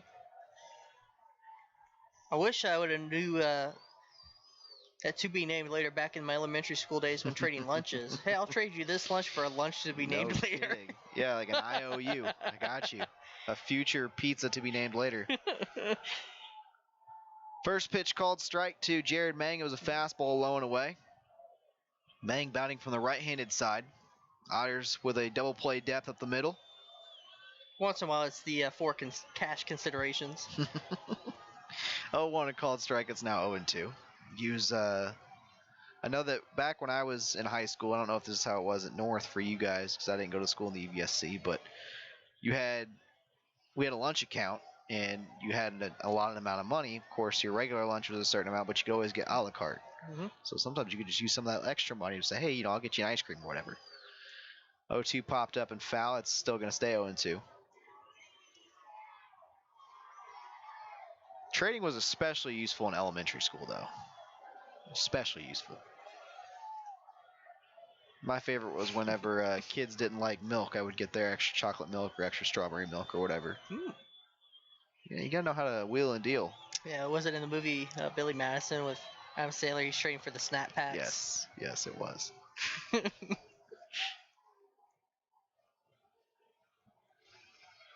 Looked like O'Reilly just stepped off. No throw to first base. Smart's not getting a big lead over at first base. Don't expect him really to run. The 0-2 to Mang, as this one's flown out to center field. Miles Gordon moves in. Sells underneath of it for out number 1. They used to trade when people would bring their own lunches, trade puddings around, or maybe if you had a bag of chips that your mom packed you that you didn't like, but somebody else had a pack of chips that you liked, swap those around. And then, I guess at one point it was trading away Pokemon cards, and then that developed into trading baseball cards. My school, when I was in elementary school, also had a thing with Yu-Gi-Oh cards. Yes. Good times back then. I know that when I was in elementary school, the Wednesdays would be popcorn day. So sometimes I would get an extra popcorn from somebody else, so I'd just be like, hey, here's a quarter. Go get a popcorn. I want your popcorn. I'm being dead serious, too. It was always a big deal to have popcorn day. As first pitch called strike, it's 0-1 to Ian Walters. Because you were only allowed one popcorn per child. They didn't let you get two. So you had to figure out how to game the system a little bit. And was it just always regular popcorn, or did you have a choice? Like, it was always salted popcorn, but the thing was there was always a Tootsie Roll thing at the bottom of it. Really? Yeah. Because they stopped this eventually, but there used to be my grade school popcorn days as well. I think they only lasted until I was like in 3rd grade, then they stopped it completely. But you had the choice of regular butter popcorn or the cheddar cheese popcorn. Yeah. We had just regular old salted popcorn. It would have been cool if we got a little bit of variety, but we just took what we had. Diving stop from Gary Mattis at 3rd. He fires to second base, and they say he came off the bag, or maybe the throw beat him. I'm not sure either way. A great effort from Gary Mattis, but there's going to be runners at 1st and second base now, with just one away. Walter scorched that ball in the hole on the left side, and I'm not sure how Mattis really got to it. I'm going to say it was more of a throw off the bag. It was a tough throw for sure. It looked like the ball was there. At least the proximity to be close enough for the out. It's just a matter of the foot was on the bag, which is similar to, of course, play that the Otters had at home a couple weeks ago. I believe it was against Lake Erie. And Evansville got the benefit of the doubt where they were on the flip side, called out. Mm-hmm. And even after the game, because once the call's made, there's no changing it, that Lake Erie player admitted, oh no, he was off the bag completely. Brocado sends one out to right field as it clangs off the outfield wall. Smart will score the relay throw home. It holds the runner up at 3rd base. That's Ian Walters. So the first run of this ball game comes off the bat of Anthony Brocado, who has been a bit of an Otters killer this season. He doubles into right center field, and it's a 1-0 game. Yeah, he's really hurt the Otters with extra bases, it feels like, for the most part this season, whether it be the double or the home run ball. He had a multi-home run against Evansville here at Bosse Field. Yeah, the one I remember was just absolutely crushed, which, again, it's not really easy to do at Bosse Field because it plays big. And at that time, Andretti Cordero was on the team, and he had a bat flip with some spice to it. Well, Brocado on his second home run, when he regave the Miners the lead, had an equally spicy bat flip. So that's another little mini game that I like to see in baseball. It's fun. Yeah. There's always something interesting that happens between the Miners and the Otters. It's a 1-0 deficit now as O'Reilly's first pitch up and in to Arturo Nieto for ball 1. Also want to give everyone an update. They did end up calling Ian Walters' hit a single, not a fielder's choice. Determined it was a single because of the difficulty of the play for Mattis. Of course, I'm trying to subtly bring up the home run derby. Mm-hmm. The Otters did get a victory over Southern Illinois in a home run derby right here at Bosse Field. The 1-0 grounded up the middle. DeJesus range to his left. He dives but can't get it. 1 run will score. See if they send the second runner around, and they do send him around. It's 3-0 now as Brocado scores from second base on the 2 RBI single by Arturo Nieto. And this thing's kind of starting to get out of hand here. They're kind of a big inning for O'Reilly. Just the thing I remember that night about the home run is Mr. Bustings' reaction when he came into the press box, his face with the jaw drop. He could not believe that happened. And, of course, we're up here in the press box working as we're going to have a mound visit now as O'Reilly talking to Dakota Phillips. But, you know, we're just up here. We don't get the information about who's batting in what order, so we're just kind of announcing as it goes. And there was a long discussion after Nolan Early had hit as the second batter for Southern Illinois, and we're like, what could this discussion be? And the longer it went on, the more we thought that he could have batted out of order. And sure enough, that's exactly what happened, which allowed Evansville to end up winning the home run derby because that second round didn't count. So it went 3 rounds to 2 rounds. And Cordero hit the walk-off, I guess you could call it, home run in the home run derby, which was kind of fitting with the whole bat flip thing earlier as the first pitch low and away to Gudino's 1-0. But that was certainly a fun game. It was a long night, but Evansville ended up with a win in that game. However, that 4-game sweep is what we can call it back then. Kind of awoke the Miners as they went on a tear after that, including the 3-game sweep last time Evansville was in Southern Illinois.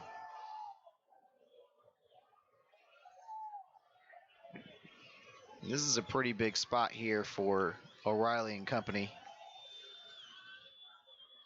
O'Reilly needs to find a way to get out of this inning without allowing another run, and the Otters need to get their bats going. They trail at 3-0 in the bottom of the fourth. The 1-1 misses outside. It's now 2-1 to get Gudinho, the Miners' number 9 hitter. So on deck is the leadoff man, Bryant Flete.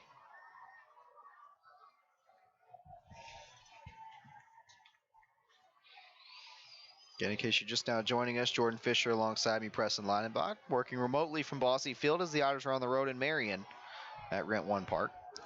2-1, fly out to center field. Gordon moves to his right and in a little bit. Out number 2.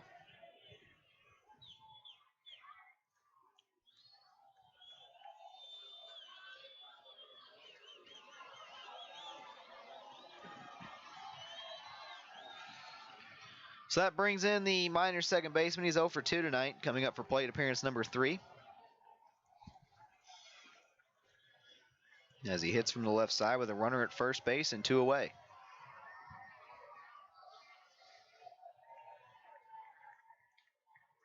If O'Reilly can hold him here and keep it a 0, it'll be Phillips, McNamee, Gordon due up, as Evansville will be facing at least a 3-run deficit. First pitch outside, ball 1.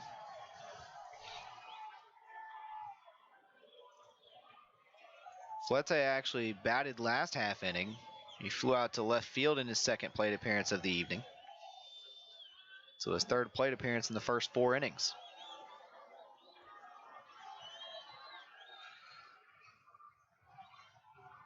The 1-0. Lined up the middle as that's going to get through for a base hit. And they're going to hold up Nieto at second base. A 2-out single continues the inning to Nolan Early. They about took the glove off of O'Reilly's hand coming back toward his glove side. That ball was laced up the middle. You saw even on the throw in, on the angle when they showed Nieto stopping at second base, Josh Allen had to make a pretty impressive snag himself to keep the ball in front of him. Showing off the defensive prowess, even on a ball that doesn't result in an out. And that brings in a very dangerous hitter, Nolan Early, on the season, 10 homers, 54 ribbies. As a look at second base at Nieto, now the first pitch to Early is outside for ball 1. It just feels like a lot of these pitches in this inning have been left up. Not really for O'Reilly, either finishing or getting over the top of them. Kind of just, I don't know, spinning it out of the hand almost. Early has reached base both times he's come to bat. First time was an error on a liner to McNamee in right field. The second time was a walk. He's up 2-0 now as this pitch is inside. Phillips able to glove it and keep it from going to the backstop. O'Reilly just trying to find a way out of it and keep it a 3-run deficit. Runner at second base is Nieto. Runner at first base is Flete.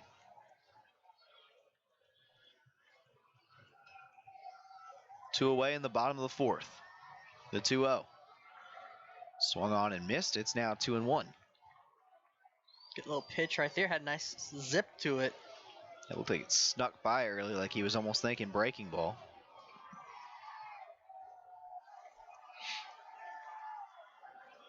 Very important batter right now in the early going of this game.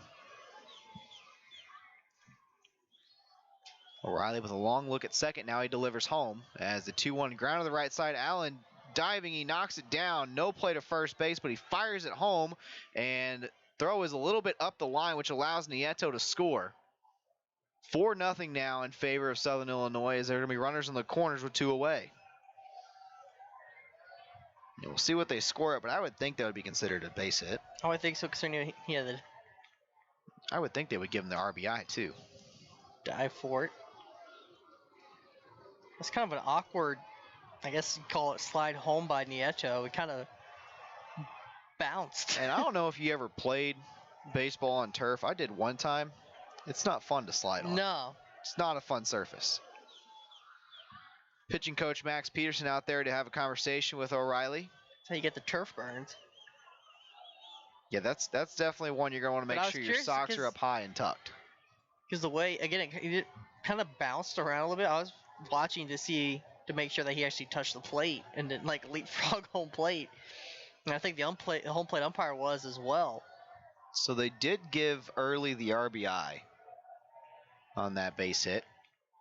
So runners on the corners, 2 away, and that brings in Ariel Sandoval for his 3rd plate appearance. He's flown out twice into left, or once into right field, once into shallow left as it was caught by De Jesus.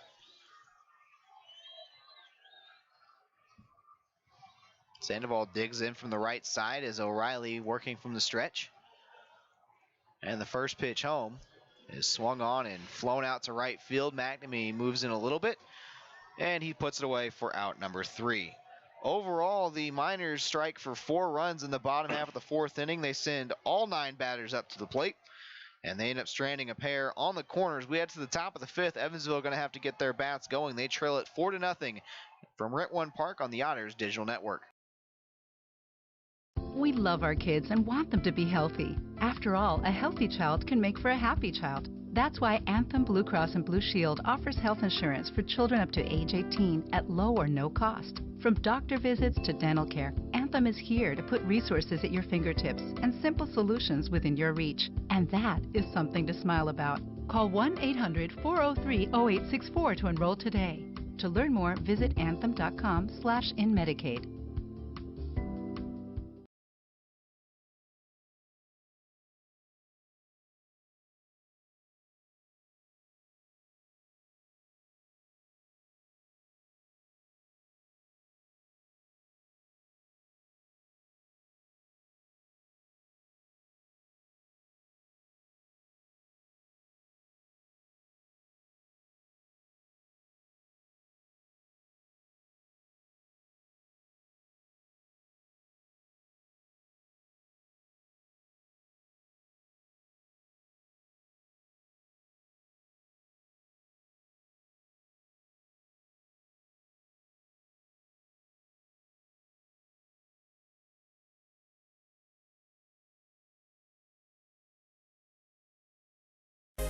Getting ready and keeping fit for baseball season is hard work.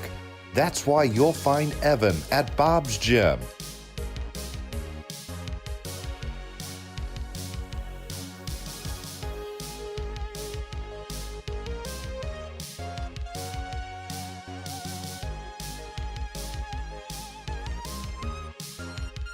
Getting fit, having fun, being an Otter. Be like Evan. Try a free 3-day pass at Bob's.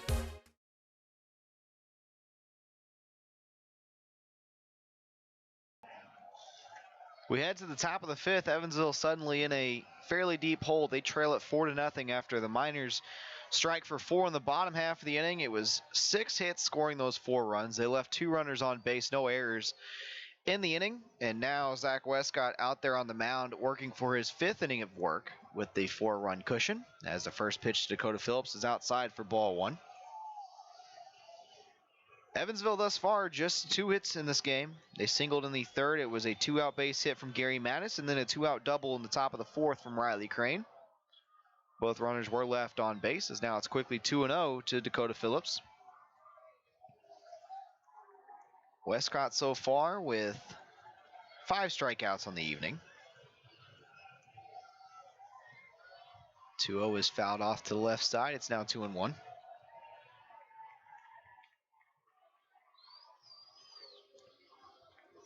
Again, this is game 1 of a 3-game set between Evansville and Southern Illinois. The Otters lead the Miners by 3.5 games in the West Division entering tonight. We'll see if Evansville can rally and extend that lead. 2-1, a called strike. It's now 2-2.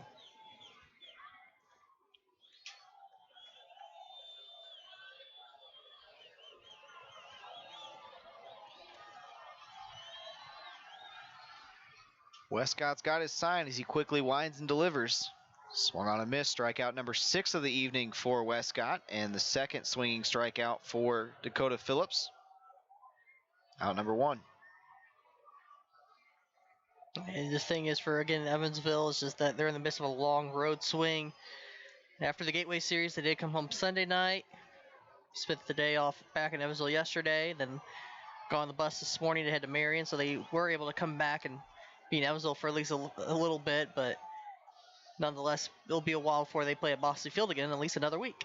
And that schedule is brutal for sure, as I think it's 13 games in 13 days. The 1-0, or it's now 1-0, excuse me, to Elijah McNamee. Of course, for the rest of this road trip, it's against the Myers, who are still competitively involved in the standings, as well as Schaumburg for their sake in their division. A little chopper to third base as McNamee weakly grounds out. Quickly 2 away here in the top half of the fifth.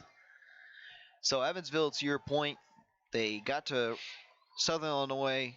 You say it was today they left this morning. So they'll be in Southern Illinois tonight, tomorrow, and Thursday. And then Thursday night, they'll make the trip on getaway day to Schaumburg, where they'll be there for 4 consecutive games in 4 nights. And then they'll head back on Monday night to play 3-game series against Joliet at Bossy Field, and then wrap it up with 3 games against Lake Erie, as the first pitch to Miles Gordon is foul 0-1. Which the trip from Marion to Schaumburg after the finale on Thursday night is going to be, kind of a tough trip where they'll get into the hotel in Schaumburg at the early morning hours, where probably most of us are just getting up. For some people who get up at 6 a.m. or so, they'll probably about when they arrive in Schaumburg. So they'll try to get as much sleep as they can on the bus. Obviously, try to take a little snooze in hotel beds. 1-1 as Gordon lifts it into deep right field. Moving back is Nolan early at the track, and he puts the glove up and catches it with a few feet to spare. Gordon gave it a ride, but ultimately the Otters go quietly. In the top half of the fifth, they go 3 up, 3 down. As we head to the bottom half, they trail it by a score of 4-0. Jamie Smart will once again lead off the 5th inning when we come back, as the Miners lead it on the Otters Digital Network. Fix up your home with Heritage. Our home improvement financing options can help you change your home now and pay for it over time. Upgrade your home. Make home repairs. Remodel a kitchen. Build a new deck. Add a new room. Remodel your bath. Update appliances. Whether it's a small weekend project or a large renovation, Heritage Federal Credit Union can help you finance your improvements today. Fix up your home with Heritage.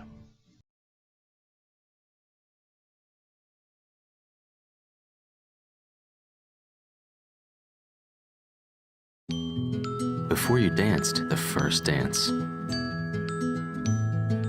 Before you walked down the aisle. Before the tables were set with care.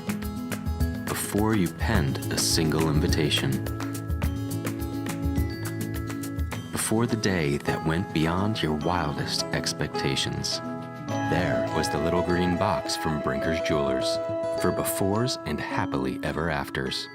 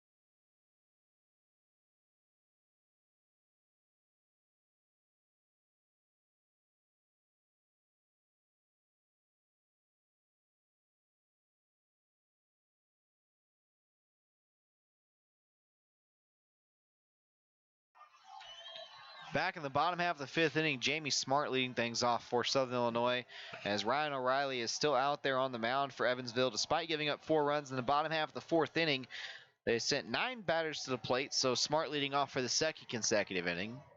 He singled and then came around to score on Brocado's double, as the 1-0 is now low. It's 2-0. And we'll see what Ryan O'Reilly's leash is like here in this 5th inning. If he gets into some trouble, I wouldn't be surprised to see a pitching change, as the Otters trying to keep this a 4-run game. The 2-0 called strike. It's now 2-1.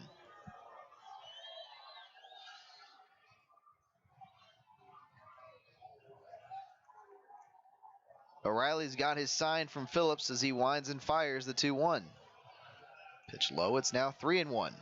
Danger of letting Smart reach as the leadoff batter for the second consecutive inning. O'Reilly gave up 6 hits in that 4-run fourth. Ended up stranding 2 runners to end it as he walks the leadoff man. Smart's on base for the second time tonight as he works the count to a 3-1 and then draws ball 4.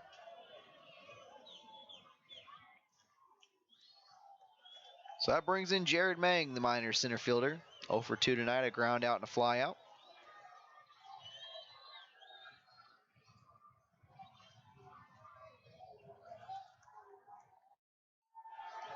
O'Reilly standing on the mound, intently looking in for his sign, as now he has it. So sometimes you'll see the pitcher kind of walk around the mound while they're waiting for the batter to step in, but he was on the rubber ready to go. As the first pitch is a called strike, it's 0-1. Which is a good thing to see. You like to see the pitcher, despite, in this case, 4 runs on the board against you, be on the rubber, look confident, like you're ready to go. Especially after giving up the leadoff walk. He's just ready to move on to the next batter. The 0-1, pumped in for a fastball at the knees. It's 0-2. You don't like the guy who takes this, at least personally, if I was a coach, to see the pitcher walk around the mound, take his time, keep rubbing the baseball up, taking his cap off, just being really jittery. Yeah. You want to see them be on the rubber, ready to go. If they're rocking on the rubber, that's fine. Well, you got a good point. As the 0-2 just barely misses off the corner, it's 1-2, because along with that, not only do you have the clear sign of jitters when they're doing all those different motions, but I think it's easier just to focus in on, okay, let's get this next batter if you're on the rubber ready to go versus pacing around. But every pitcher is a little bit different. The 1-2 delivery, slider swung on and missed. Great comeback there from Ryan O'Reilly, as after walking the leadoff man, he quickly does his work with Jared Mang, and that's 1 away. So I think the more you're kind of just taking your time journeying around the mound, the more you're not move your focus on to the next batter. You're still thinking about, kind of like after a home run ball. Are you still thinking about the home run ball, or are you ready to move on to get the next out? Absolutely makes sense. In digs Ian Walters. He's 1 for 2 tonight. He singled and came around to score in his last at bat, and he gives this one a ride into right field. McNamee looks up, and that ball is gone. A 2-run home run from Ian Walters extends the lead to 6-0 for Southern Illinois, with 1 away here in the 5th inning. Walters has had a really good season for the Miners, especially in terms of average. He hasn't shown off the power a whole lot. And the Miners really overall are not a big home run hitting team, but for average, Walters has been one of the best for them. The SIU Carbondale Saluki products from nearby Paducah, Kentucky. There was no doubt about it. McNamee took about 3 steps, then looked up and watched it fly. So Ryan O'Reilly, after walking the leadoff man, he came back with a strikeout, but then first pitch swinging was Ian Walters, as he quickly adds 2 more runs to the lead for Southern Illinois. They're showing the replay, which makes me wonder if there has been a pitching change for the Otters. Or at least the mound visits. Yeah, it looks like pitching change. Looks like there is a pitching change. We'll go ahead and step away for a quick break as we'll wait to see who the new pitcher is for Evansville. The Otters trail at 6-0 with 1 out in the bottom half of the 5th inning on the Otters Digital Network. If you're looking for a liquor store in Evansville, look no further than Liquor Locker. The Liquor Locker has the best selection at the best prices, including the largest craft beer and bourbon selection in the area. Our friendly and knowledgeable staff will help you find the beer, wine, and liquor you need for any occasion. And check out the fine selection of cigars at all Liquor Locker stores. Liquor Locker is now open Sundays 12 to 8 p.m. and offers citywide delivery. Visit one of our 10 conveniently located stores in the Evansville area today. There is always something for everyone at the Liquor Locker.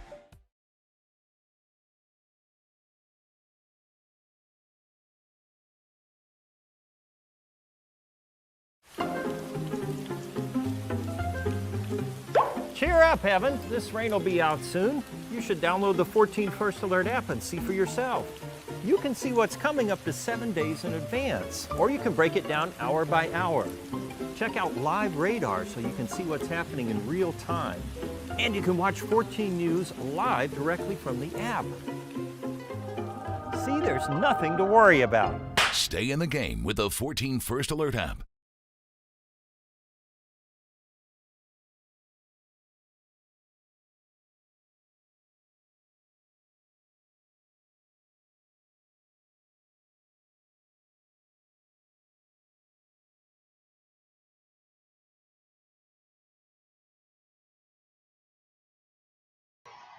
New pitcher on the mound for the Evansville Otters. It's right-handed reliever Jacob Bowles as he relieves Ryan O'Reilly. O'Reilly on the night only goes 4 1/3. Gave up 8 hits, 6 runs, all of them earned. 1 strikeout to 2 walks for O'Reilly as he struggles in his second consecutive outing at Southern Illinois. And on to relieve him once again is Jacob Bowles. Jacob Bowles came in and pitched 4 1/3 against Southern Illinois on August 19th. Ended up being a 4-0 loss for the Otters. But Bowles only allowed 2 hits in those 4 1/3, and we'll see if he can get an equal outing here as the first pitch is a called strike for Bowles to Anthony Brocato. It's 0-1. So yeah, you look at the last 2 outings for Bowles. Basically combined 9 innings, 1 run, none of them earned. Yeah, only gave up 4 hits. Little dribbler to the right side as Allen flips it with the glove. It's a high flip, but in time for out number 2. And the last time in that long outing against the Miners, he only had 1 strikeout, but yet last week against Windy City, he had 6. Yeah, we saw him be much more effective putting away batters with the K. Against Southern Illinois, though, he did a really good job in that outing at Rent One Park of inducing a lot of soft contact. And his first batter, again, soft contact as Brocato hit a little dribbler to the right side. It was a close play because Allen's glove flip, I think, went a little higher than he wanted it to. But Bowles right back on the rubber as he's ready to face Arturo Nieto. Nieto tonight 1 for 2, singled and scored a run. Ended up driving in 2 with that base hit back in the 4th.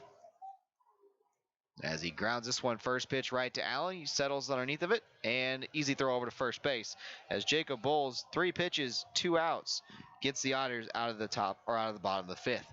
We head to the top of the 6th, 9-1-2 due up for Evansville as they now trail at 6-0 on the Otters Digital Network. Welcome to a place that feels like home. A place that cares about all of you.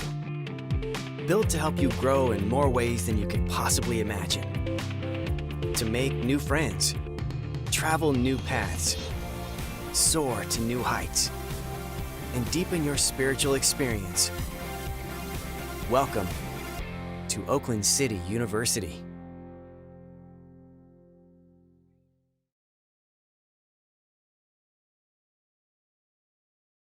CenterPoint Energy's newest generation of safe, efficient energy includes capturing and harnessing the natural power of pure sunshine. We are increasing solar in our balanced and reliable energy mix as we power our region with more clean, renewable energy.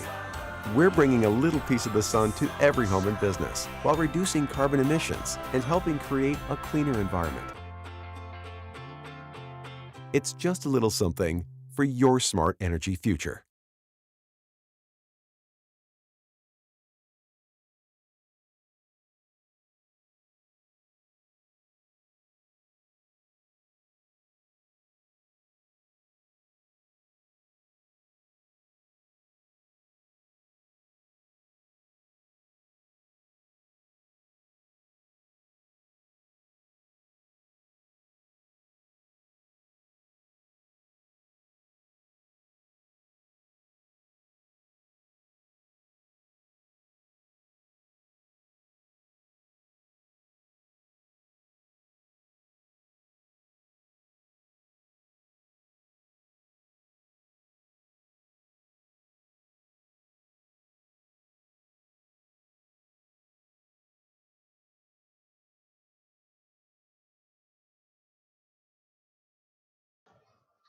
Gary Mattis now walking up to the plate for the Evansville Otters as we move to the top half of the 6th inning. Evansville quickly falling behind now 6-0.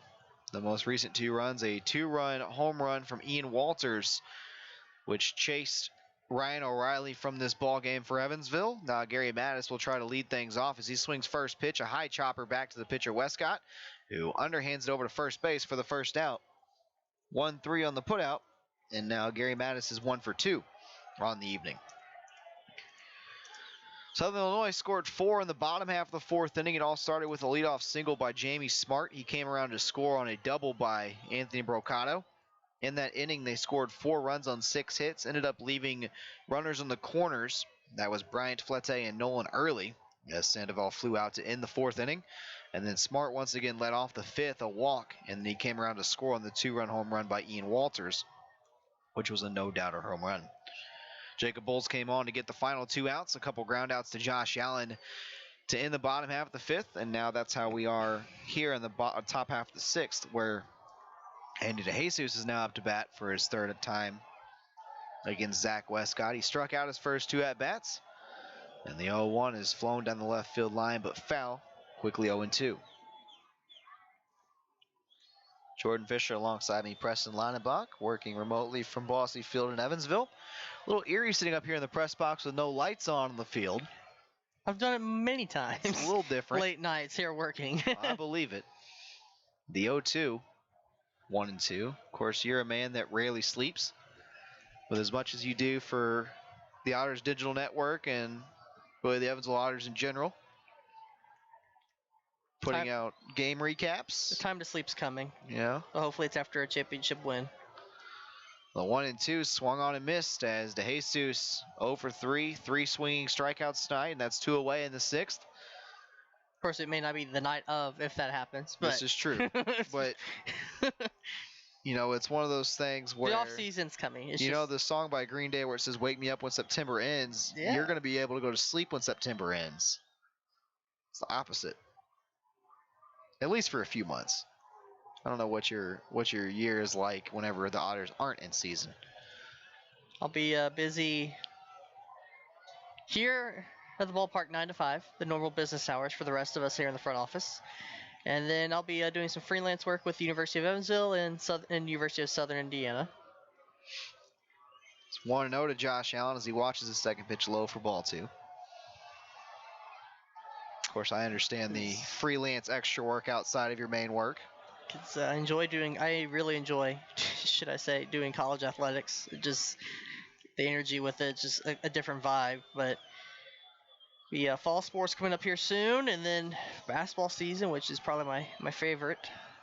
Definitely one of the more exciting seasons for sure, especially I'm sure working a lot of those UE games, Division I basketball. It's a little bit different. Division II is nice with USI, but I think sometimes you get those big matchups, especially if Evansville can build a little bit of momentum.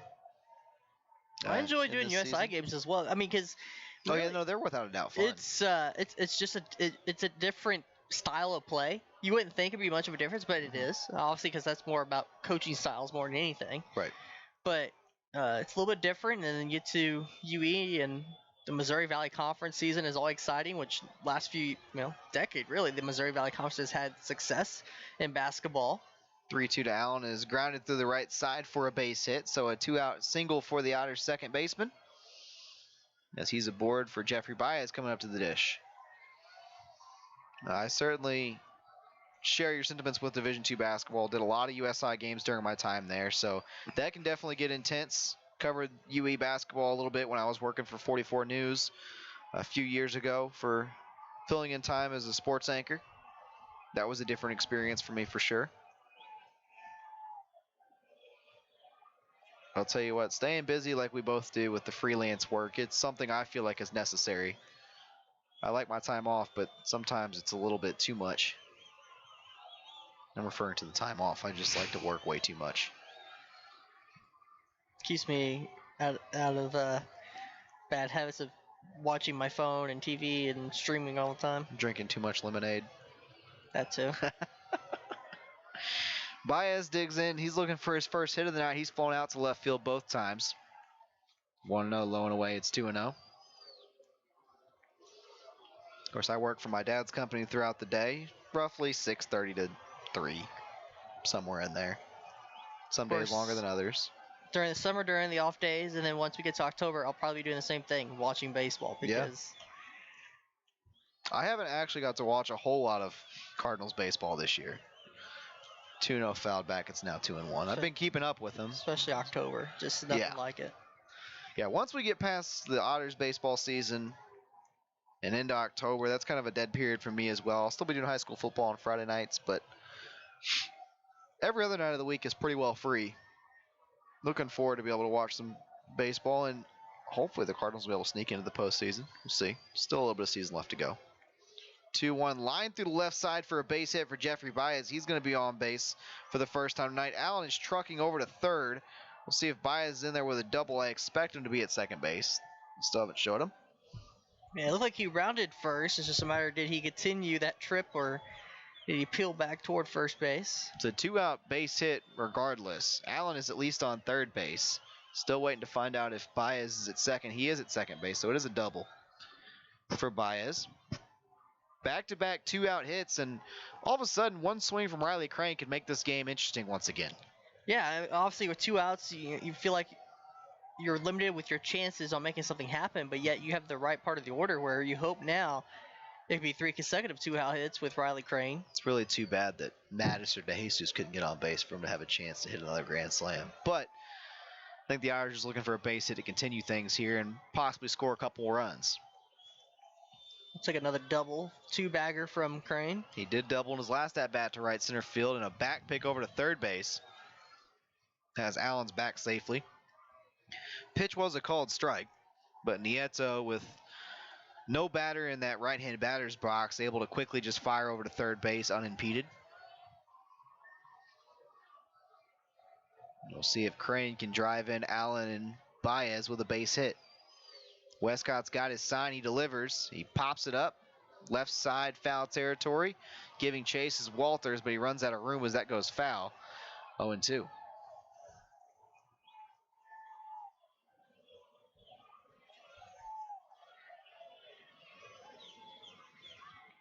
Two away in the top of the sixth. Evansville trails it by 6-0.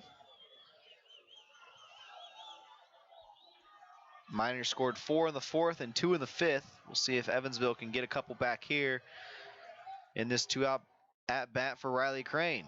He flies it down the left field line and it goes foul once again. Oh, and a high towering foul ball landed on the roof at Rent One Park down that left field line.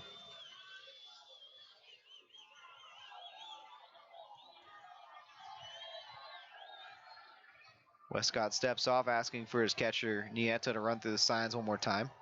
Correct me if I'm wrong, but do you remember if Rent One Park has any seats out in the outfield? I don't think they do they? They have like a little picnic area, I think, out there by the miniature golf course, but that's about it. Because the clubhouses are out that way. Yeah, never got to play on that miniature golf course either. 0-2 was swung on and missed by Crane, so the Otters strand a pair of runners in scoring position. The 2-out rally cannot bring any runs across, and now we head to the bottom half of the sixth. Evansville trails it 6-0 on the Otters Digital Network. Every 6 minutes, a utility line is damaged due to reckless digging. So Indiana relies on these 811 superheroes. Derek the Builder. I dig for a living, but I always contact 811. Mary the Gardener. Before I plant a tree, I contact 811. And Mike the Contractor. I contact 811 before I do my work. Prevent damage or injury.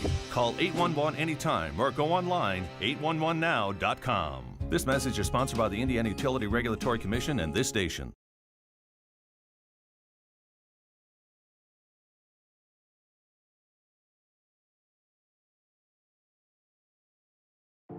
Come be a part of a nationally recognized program in criminal justice. The Criminal Justice Program at Oakland City University provides students with in-depth knowledge in the fields of law enforcement, forensics, corrections, and juvenile justice. Learn through hands-on experiences and train in areas of investigative forensics, criminology, and police administration. A career-focused major is in your reach and all in a Christian university setting that feels like home. Oakland City University.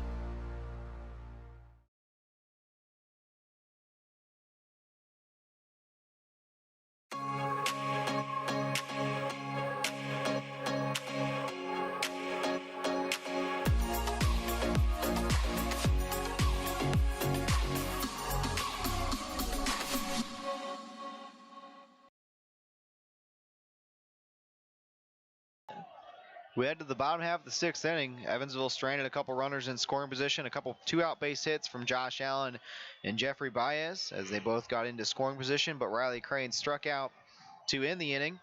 It was Crane's first strikeout of the night. Westcott's 8th overall for Southern Illinois, and now 9-1-2 due up for the Miners, as still out there is Jacob Bowles, the righty out of the bullpen. Got 2 quick outs on just 3 pitches to end the 5th, and now he gets a first pitch strike to Bryant Flette, the leadoff batter for Southern Illinois. It's 0-1. And for Bulls, you're mostly going to get fastball slider combination.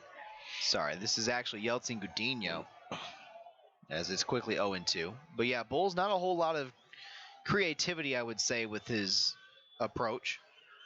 But he does a good job of inducing soft contact, as we saw in his last outing against Southern Illinois. But as you mentioned earlier, too, we saw his strikeout numbers tick up in his last appearance back here at Bosse Field. The 0-2 low, it's now 1-2. In that outing against Windy City, which ended up being a 9-5 loss for Evansville. He went 4 2/3, gave up just 2 hits, 1 run. It was unearned. 1-2, misses inside, almost hits Gudino. It's now 2-2.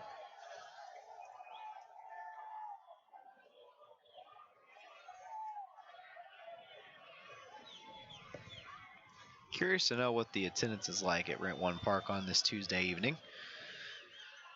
2-2, so breaking ball low, popped up into center field. Miles Gordon trots forward and settles underneath of it for out number 1. I say that because last time Evansville was in Marion, felt like there were more fans behind home plate. It looks like a pretty sparse crowd there.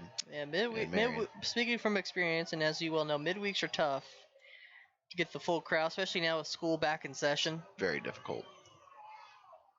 But Evansville will at least have one game for sure during that next homestand, the final homestand that will be highly populated. The Evansville Connection, or the Evansville Education Day, is that what it's called? Yeah, so coming up next week, of course, you'll have your Taco Tuesday, 6:35 start. Now, next Wednesday is a special start time of 10:05 a.m. to be exact, because of Education Day, but it's still Senior Connection Wednesday, so $2 tickets for those 55 and older. 1-0 called strike. It's now 1-1 to Flette. The springtime wasn't really the most convenient time for a lot of places and schools to take field trips. Mm-hmm. Well, it's still probably questionable in some areas because of the COVID outbreaks, but at least give them a chance maybe to take a field trip away from the classroom. 1-1, Flette fires one down the right field line, and that's going to get down in the corner for extra bases as Flette rounds first, heads to second, as he slides in safely well ahead of the throw from McNamee. A 1-out double for Flette, and Southern Illinois with another runner in scoring position. So yeah, again, 10:05 a.m. start next Wednesday. Gates will open an hour before. Then back to a 6:35 start next Thursday with the last Thirsty Thursday of the regular season. That's also Evansville Triplets night, right? Yeah, Evansville Triplets celebration. So be another themed jersey night. You definitely don't want to miss that because it's going to be really cool to see the guys wearing these themed jerseys. Next Friday, another 6:35 start as Evan the Otter partners with American Cancer Society, as he has over the course of the last few weeks, for donations toward the American Cancer Society. Saturday will be another 6:35 start for First Responders Night, as well as post-game fireworks with Centerpoint Energy, as well as the Boys and Girls Club. And then the finale on that Sunday, the regular season finale that is, a 12:35 start. The last dog days of summer. Bring your dog, get $2 hot dogs. Is that also the Fan Appreciation That Night? would also be Fan Appreciation Day, which will feature some fun activities with the Evansville Trails Coalition. 0-1 is grounded up the middle for a base hit that'll score another run for Southern Illinois as Flette comes around to score on the RBI single from Nolan Early. And it makes it 7-0 in favor of the Miners. So that game I was alluding to was Wednesday, because I remember working an Education Day, I think it was back in 2019. And those field trips, they send buses and buses of kids. And it's a very loud environment is what I'll put it as. because the kids are very rambunctious and happy to get to watch some baseball and not be in school for a day. So an RBI single for Nolan Early, his second RBI single of the evening. He's been on base all 4 times he's come up to bat. As Sandoval grounds it to the left side, Mattis fields it over to Allen. Now to first, 5-4-3 double play. Gets the Otters out of the inning, but that ends up being another run on the board for the Miners. It's 7-0 as we head to the top of the 7th. Davis, Phillips, McNamee due up for Evansville when we come back on the Otters Digital Network. We love our kids and want them to be healthy. After all, a healthy child can make for a happy child. That's why Anthem Blue Cross and Blue Shield offers health insurance for children up to age 18 at low or no cost. From doctor visits to dental care, Anthem is here to put resources at your fingertips and simple solutions within your reach. And that is something to smile about. Call 1-800-403-0864 to enroll today. To learn more, visit anthem.com/inmedicaid.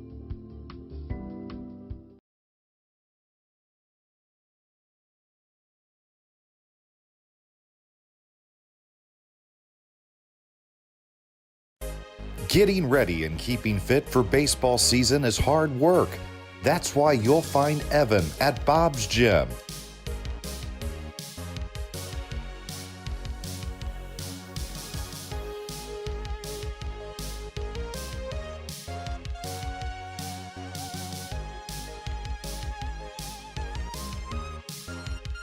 Getting fit, having fun, being an Otter. Be like Evan. Try a free 3-day pass at Bob's.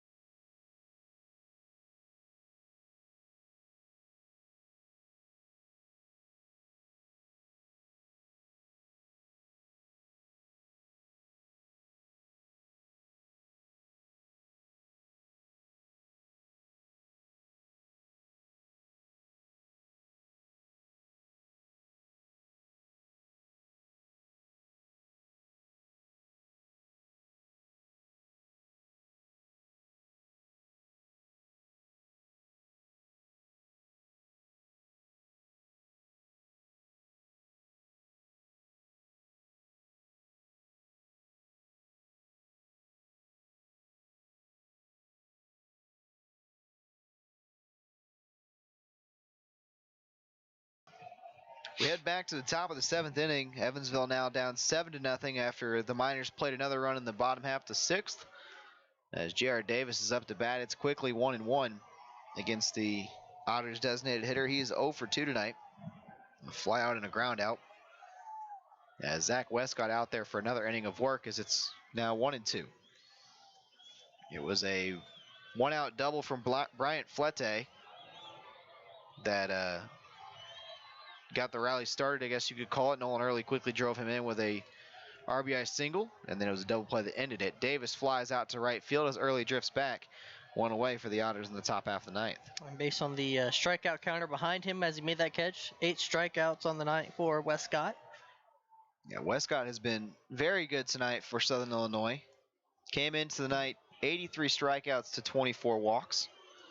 In his last outing against Evansville, he went 6 innings, gave up 5 hits, struck out 9 in that outing. Did walk 2 batters, but did not allow a run. Which sometimes strikeouts tell the story, sometimes not so much, because I believe it was on Friday night's game where I looked at the final box score. I didn't even realize it, that the Otters themselves, as Phillips fouls one back, had struck out as a team 14 times, which usually that when you get into that amount, range, in the teens, I guess, that's usually not a good sign for the final result, but yet they won that game Friday night. This is true. The 0-1 to Phillips. Swung on a miss. It's now 0-2. And I was on the broadcast doing high school football with my partner Josh Woody, and we were talking about the game that felt like it took a decade to play when I believe was it Windy City that walked 14 batters in a single game, or was that? That was the Gateway game. That was Gateway. The weekend before with Jordan Barrett on the mound. They actually said Phillips went around on the check swing, so he strikes out for the third time tonight.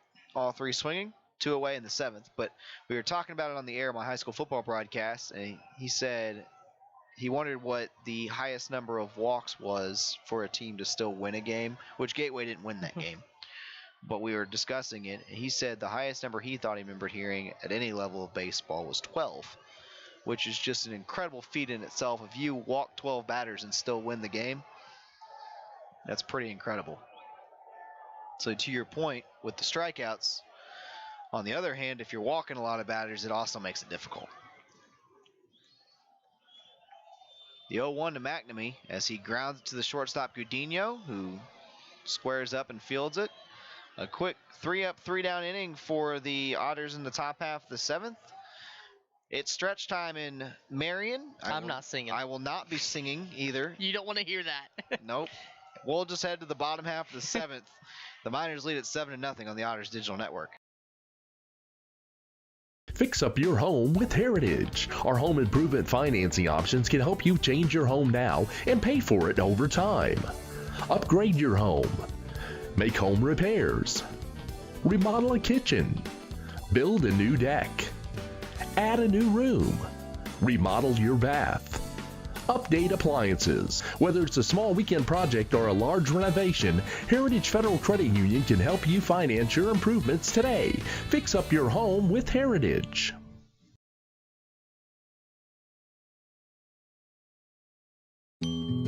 Before you danced the first dance. Before you walked down the aisle. Before the tables were set with care.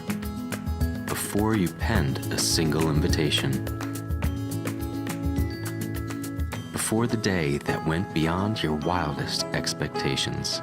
There was the little green box from Brinker's Jewelers for befores and happily ever afters.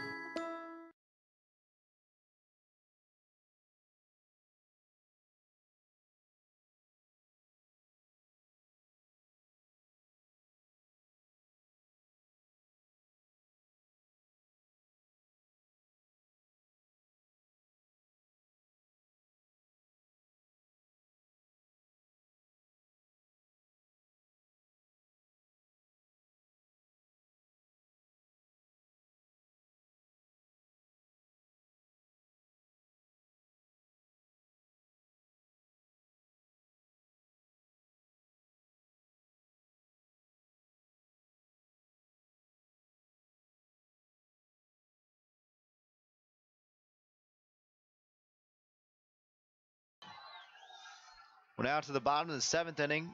It's been all Southern Illinois to this point. 7-0 in favor of the Miners. Jacob Bowles back out there for another inning of work as he pitches to Jamie Smart, who has been on base 2 times now.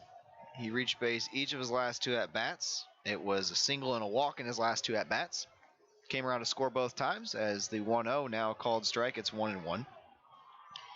Southern Illinois scored 4 in the bottom half of the 4th, 2 more in the bottom half of the 5th, and then tacked on 1 more in the bottom of the 6th.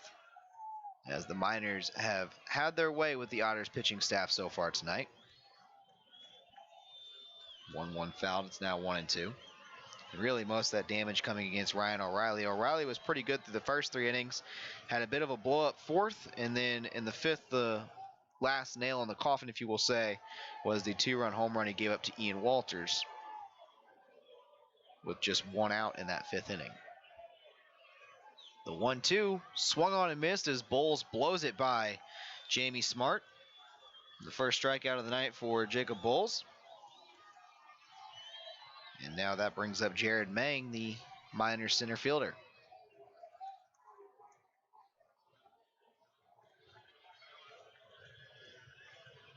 Mang is I believe the only member, oh no, he's one of 2 members of the Miners order that is still yet to get a base hit. Ariel Sandoval is also over.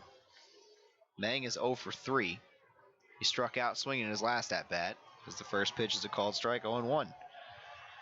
Flete has 2 base hits as the leadoff man, a single and a double. Nolan Early has 2 base hits, also drew a walk and reached on an error.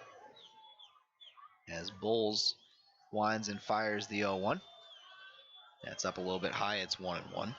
Sandoval is 0 for 4. A fly out, a pop out, another fly out, and then grounded into a double play to end the 6th. Jamie Smart, 2 for 4, a couple singles. Or excuse me, 1 for 3, I should say. A single and a walk. As the 1-1 is fouled. Mang, as I mentioned, 0 for 3. The man on deck is 2 for 3, a single and a home run. Brocado had an RBI double earlier. He's 1 for 3. Nieto had a 2 RBI single. He's 1 for 3. And then Yeltsin Godinho singled once and flew out the other 2 at-bats. The 1-2, strike 3 looking as that bender came back in on the front part of the plate. 2 strikeouts for Jacob Bowles, and there's now 2 away in the bottom of the 7th.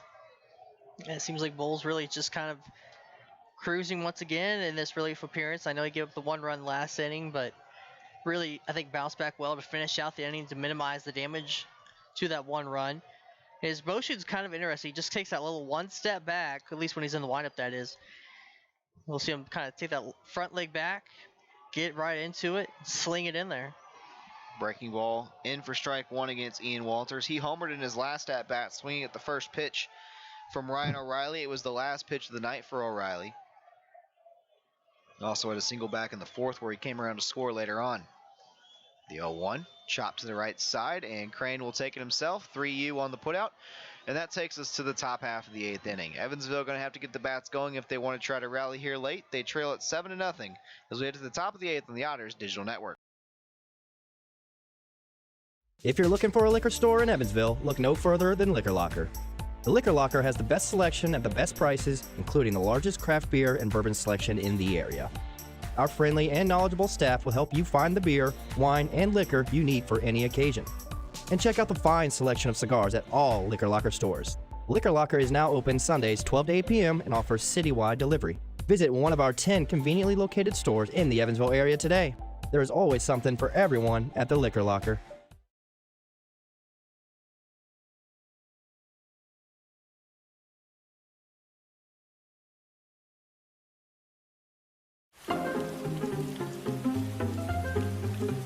Cheer up, Evan. This rain will be out soon.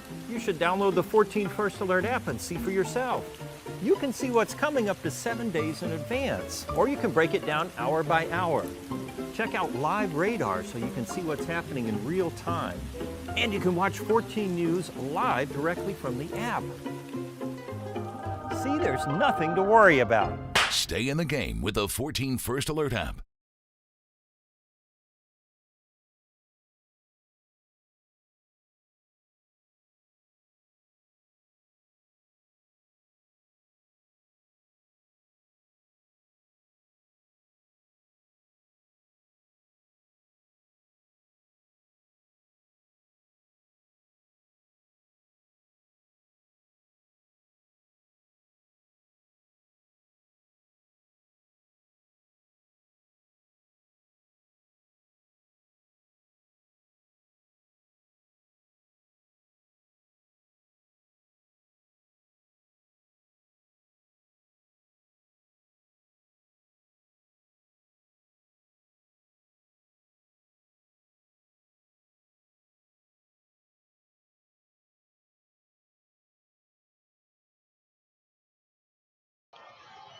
We have a call to the bullpen for the Southern Illinois Miners. Number 33, Blake Stelzer, on the mound now, relieving Zach Westcott, who is in line for the win.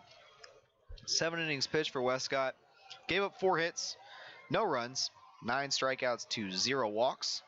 And the right-handed reliever Stelzer comes in, boasting a 2.15 ERA. He has a 4-1 record, making appearance number 30 on the year. 37 2/3 innings pitched, 34 strikeouts to just 5 walks for the righty. As he winds and fires the first pitch to Melvin Gordon is a swinging strike. It's 0-1. I've noticed Miles Gordon going without the. I said Melvin Gordon again. Oh the batting gloves. And I'm trying to think, even though I should know at this point in this deep into the season, if he normally went without the batting gloves before. I don't recall him wearing batting gloves. I also would like to apologize to Miles Gordon because I called him Melvin Gordon last time they were in Southern Illinois too.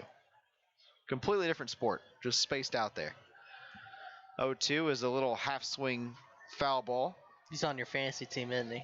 He was on my fantasy team last year. I don't plan on drafting him this year. But he was on my fantasy team last year. Hopefully you didn't draft Cam Newton either. I haven't had my fantasy drafts yet, amazingly. The 0-2, outside it's 1-2. So I'm actually going out of town for Labor Day weekend. Going to go visit some buddies from college, and we always get together Labor Day weekend for our fantasy draft for our league. And so we wait till like the very last possible second. I'm in another league that is an auction league, as the 1-2 is a called third strike on the inside part of the plate. Gordon doesn't like it, but that's out number 1 of the inning. But I'm in that auction league, and we were supposed to do the draft sometime last week because I was going to have a night off. Right. And then ended up being, it was a weekend, but he couldn't get enough people together. So there's 16 teams in it. So when you do an auction draft, you prefer to have it live so people are bidding each other in the same room.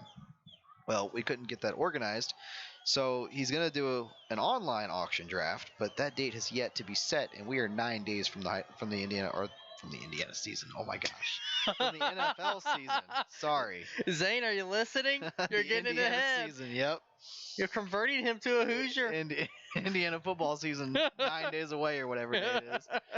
I think it would actually be 8 days away. They start on Saturday, the 11th, right? No, this coming Saturday. They start on Labor Day weekend? Really? This week is the big Iowa game. So they're only like 3 days away then, or 4 days away. Yeah, because the Illinois-Nebraska game is this past weekend. I hope Zane is listening to us because I did not know that Indiana played this weekend. He's pretty busy now. I know for his main job, he had to go cover a few sporting events.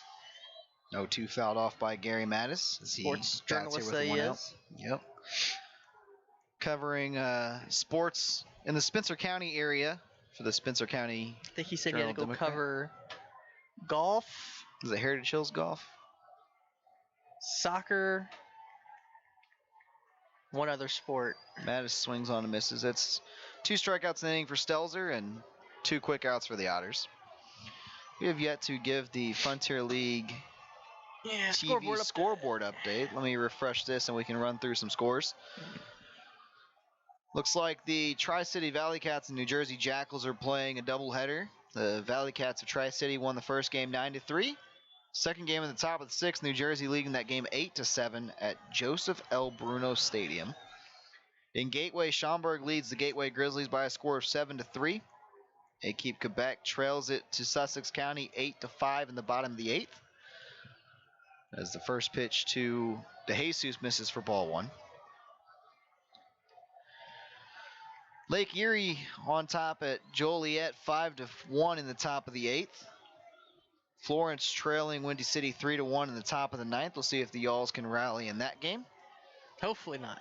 It looks like, hopefully not. The New York Boulders Washington Wild Things game was postponed as the 1-0 was grounded to the first baseman, who touches the bag himself and puts away for out number 3. So 3 up, 3 down for the Otters. Once again, we head to the bottom half of the 8th. 7-0 in favor of the Miners on the Otters Digital Network. Welcome to a place that feels like home. A place that cares about all of you. Built to help you grow in more ways than you could possibly imagine. To make new friends, travel new paths, soar to new heights, and deepen your spiritual experience. Welcome to Oakland City University.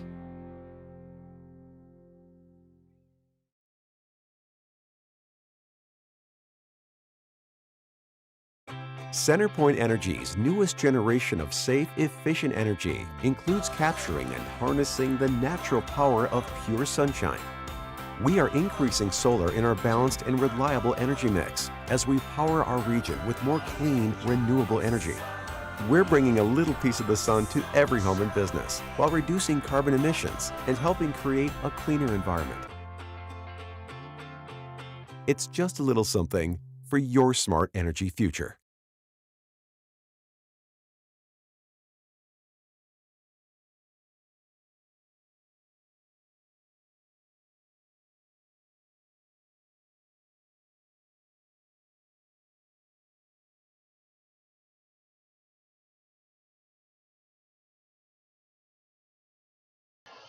We're on to the bottom of the 8th. Southern Illinois leads it 7-0 here at Rent One Park in Marion, Illinois. Jordan Fisher and Preston Leinenbach doing this game remotely from Bosse Field back in Evansville, as the Otters find themselves down big here in game number 1 of an important 3-game series. Evansville entered tonight with the head-to-head lead with 8 wins to 7 losses against Southern Illinois. Looking like it's going to become an 8-8 tie after tonight. And the final 2 games of the series will determine the tiebreaker. Which I believe, if I remember the correct order without looking it up here real quick, obviously there's a chance that, they could tie 9-9. First pitch from Jacob Bowles to the number 7 hitter Anthony Brocato is fouled off for 0-1. So I believe the next tiebreaker, if it was to come down to between the Miners and the Otters, with the 9-9 head-to-head, would be the record within the division. And if it's not the division, if that's for some reason still tied, is it the league? Then I think it's like run differential. Run differential? Run differential would make sense. I believe they do have those posted on the French League website. Could just be who has the better color scheme. I'm just kidding. 0-2, Brocato goes around on the check swing, so Jacob Bowles picks up another strikeout. 3 of the last 4 batters have gone down on strikes facing Jacob Bowles, and that will bring up the number 8 hitter Arturo Nieto. So actually the first tiebreaker would be winning percentage straight up if there's, like for Florence and Evansville, not the even number of games. That makes sense. Then the second tiebreaker would be the head-to-head. Third tiebreaker would be head-to-head record against each team in the division in the descending order of regular season finish. Tiebreaker number 4 would be a 1-game playoff would be held. Okay.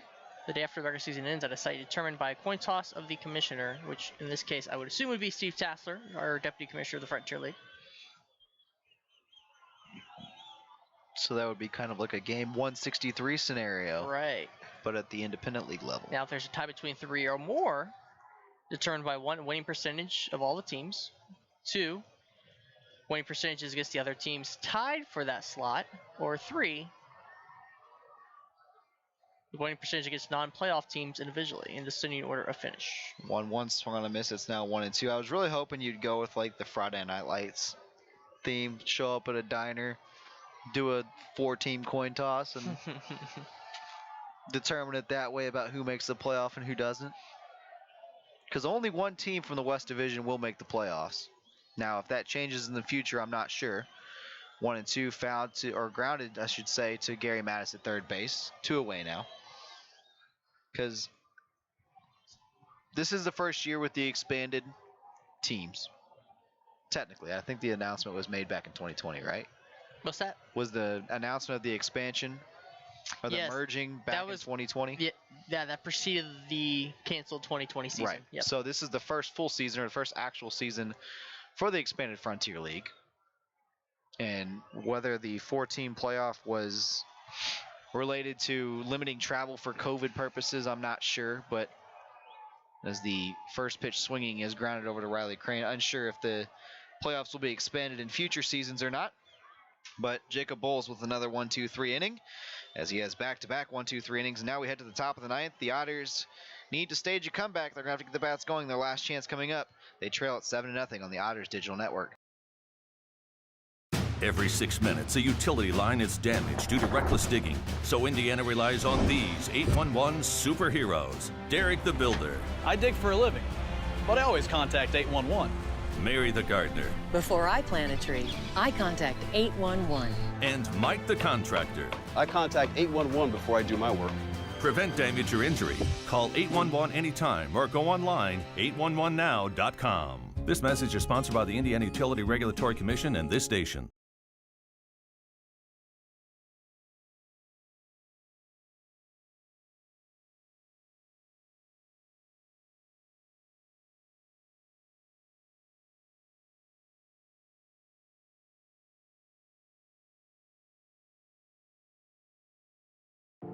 Come be a part of a nationally recognized program in criminal justice.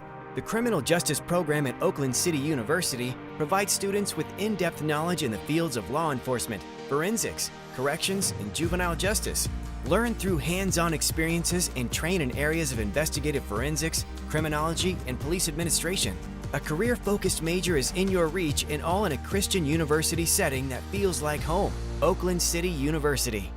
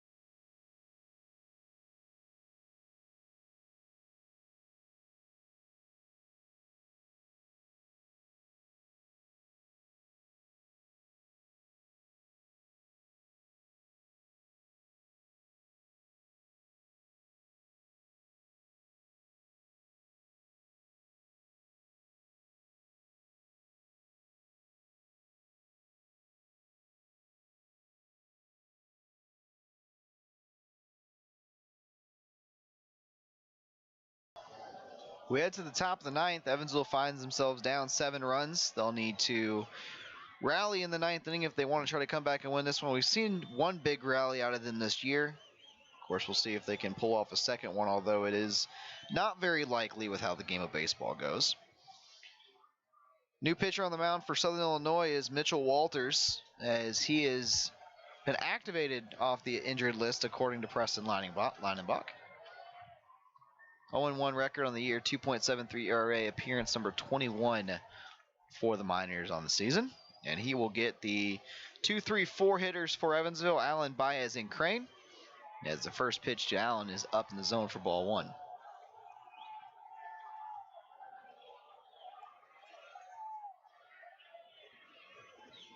course, Evansville, one time this year, as I mentioned, had a big comeback, scored 9 runs on the road.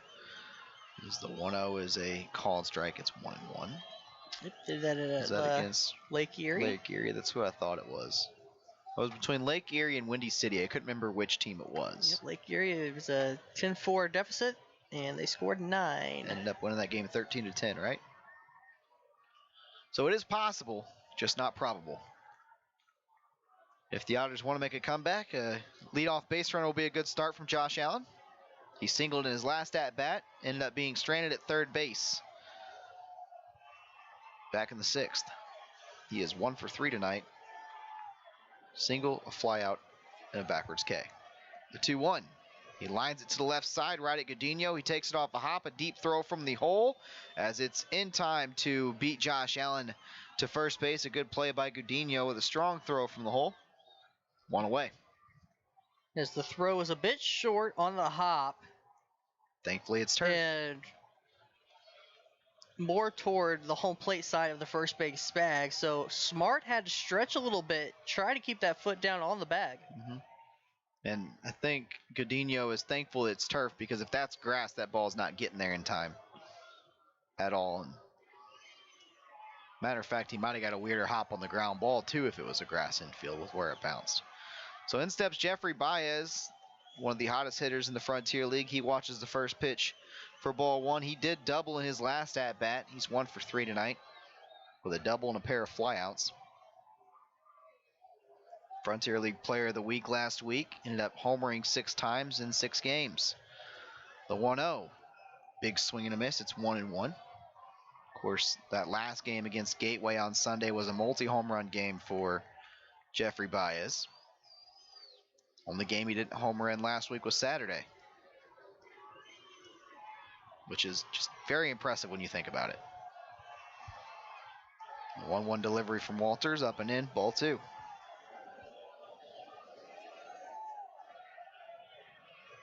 Yeah, you see a lot of guys who, maybe put together consecutive game streaks with a home run, and then they'll have like an off day, not taking the day off, but just not kind of off at the plate. And then the next day, they bounce back with a home run or a multi-home run game. Like, well, didn't take them long to get back in the sync. 2-1 is fouled back, and it's 2-2. And Baez has certainly been a great pick. I don't know if you can really. I feel like saying it's a great pickup is underselling, because to your point, It's only been a week and a half. It's only been a week, but he's very clearly an all-around, well-rounded player for Evansville. Of course, former teammates with Josh Allen, now current teammates once again from Kane County. 2-2, called third strike on the outer half of the plate as Baez goes down looking, 2 away, and the Otters quickly down to their final out. Quick scoreboard update from the Frontier League TV scoreboard. Windy City does win their game against Florence by a score of 3-1, so at least there's that. The Otters will still remain up a game and a half on the Florence Yalls. And that's now 12 strikeouts overall tonight for the Miners pitching staff. Think about Baez. He had 6 home runs basically in 1 week. There's a lot of guys who just wish they could do that in a season. Oh yeah, that's double the home runs Andy DeJesus has had all year long. And DeJesus has been on a little bit of a hot streak here lately, as the first pitch to Crane is a ball. I mean, you look at the Otters stats, and you sort it by home runs. Baez in 1 week became the 5th most prolific home run hitter for Evansville. And just one shy of McNamee and Davis. Yeah. It's 1-1 count now to Riley Crane. Crane leads the team in home runs with 16. He's tied for 3rd in the league with 16 coming into tonight. Dakota Phillips has 12. Jared Davis and McNamee both with 7. Baez with 6, and then it goes to Jesus and Gordon with 3. Schultz and Felix and Cordero Denton with 2. Of course, Cordero no longer with the team as Crane fouls it back. It's 1-2. Bryce Denton, I believe, is on the injured list, correct? Yes. Yeah, he's recovering from a foot injury. Josh Allen also with 2 home runs for the Otters. He might be available by the playoffs. We'll see. Could be a boost. Yeah, because that's you can give him a little extra depth. 1-2 low. It's 2-2. And I mean, of course, when you come back from an injury, you don't expect him to come back on fire or anything. And going to have some time to work his way back in. But he could be, like you said, important outfield depth for Evansville as the season gets closer to the end and potentially the postseason. The 2-2 to Crane, swung on and missed as a big hack is how this game ends. 3 up, 3 down for the Otters, and that ends this ball game. Southern Illinois picks up win number 48. They improved to 48-37. They now move 2.5 back in the West Division as the Otters drop to 50-34 after a 7-0 victory at the hands of the Southern Illinois Miners in Marion, Illinois. Yeah, just a tough night once again at Redwood Park for the Otters, especially in the month of August. If you go back to June, you might be all right, but here in the month of August, it's just been tough goings for the offense, especially, and as well for the starting pitching, considering that really O'Reilly did a great job in those first 3 innings. Just, I guess that second time through the order, I guess about the time it was, that it just got to him. And obviously ended up being the difference. Another great long relief outing by Jacob Bowles, 3rd straight time for him coming in with long relief, allowed the 1 run, but bounced right back to get the final out to that inning. So, yeah, just tough going. And unfortunately for the Otters, the race has drawn closer, at least with the input of the Miners being involved now, only 2.5 back, as you mentioned. With the loss by Florence, they're still 1.5 back.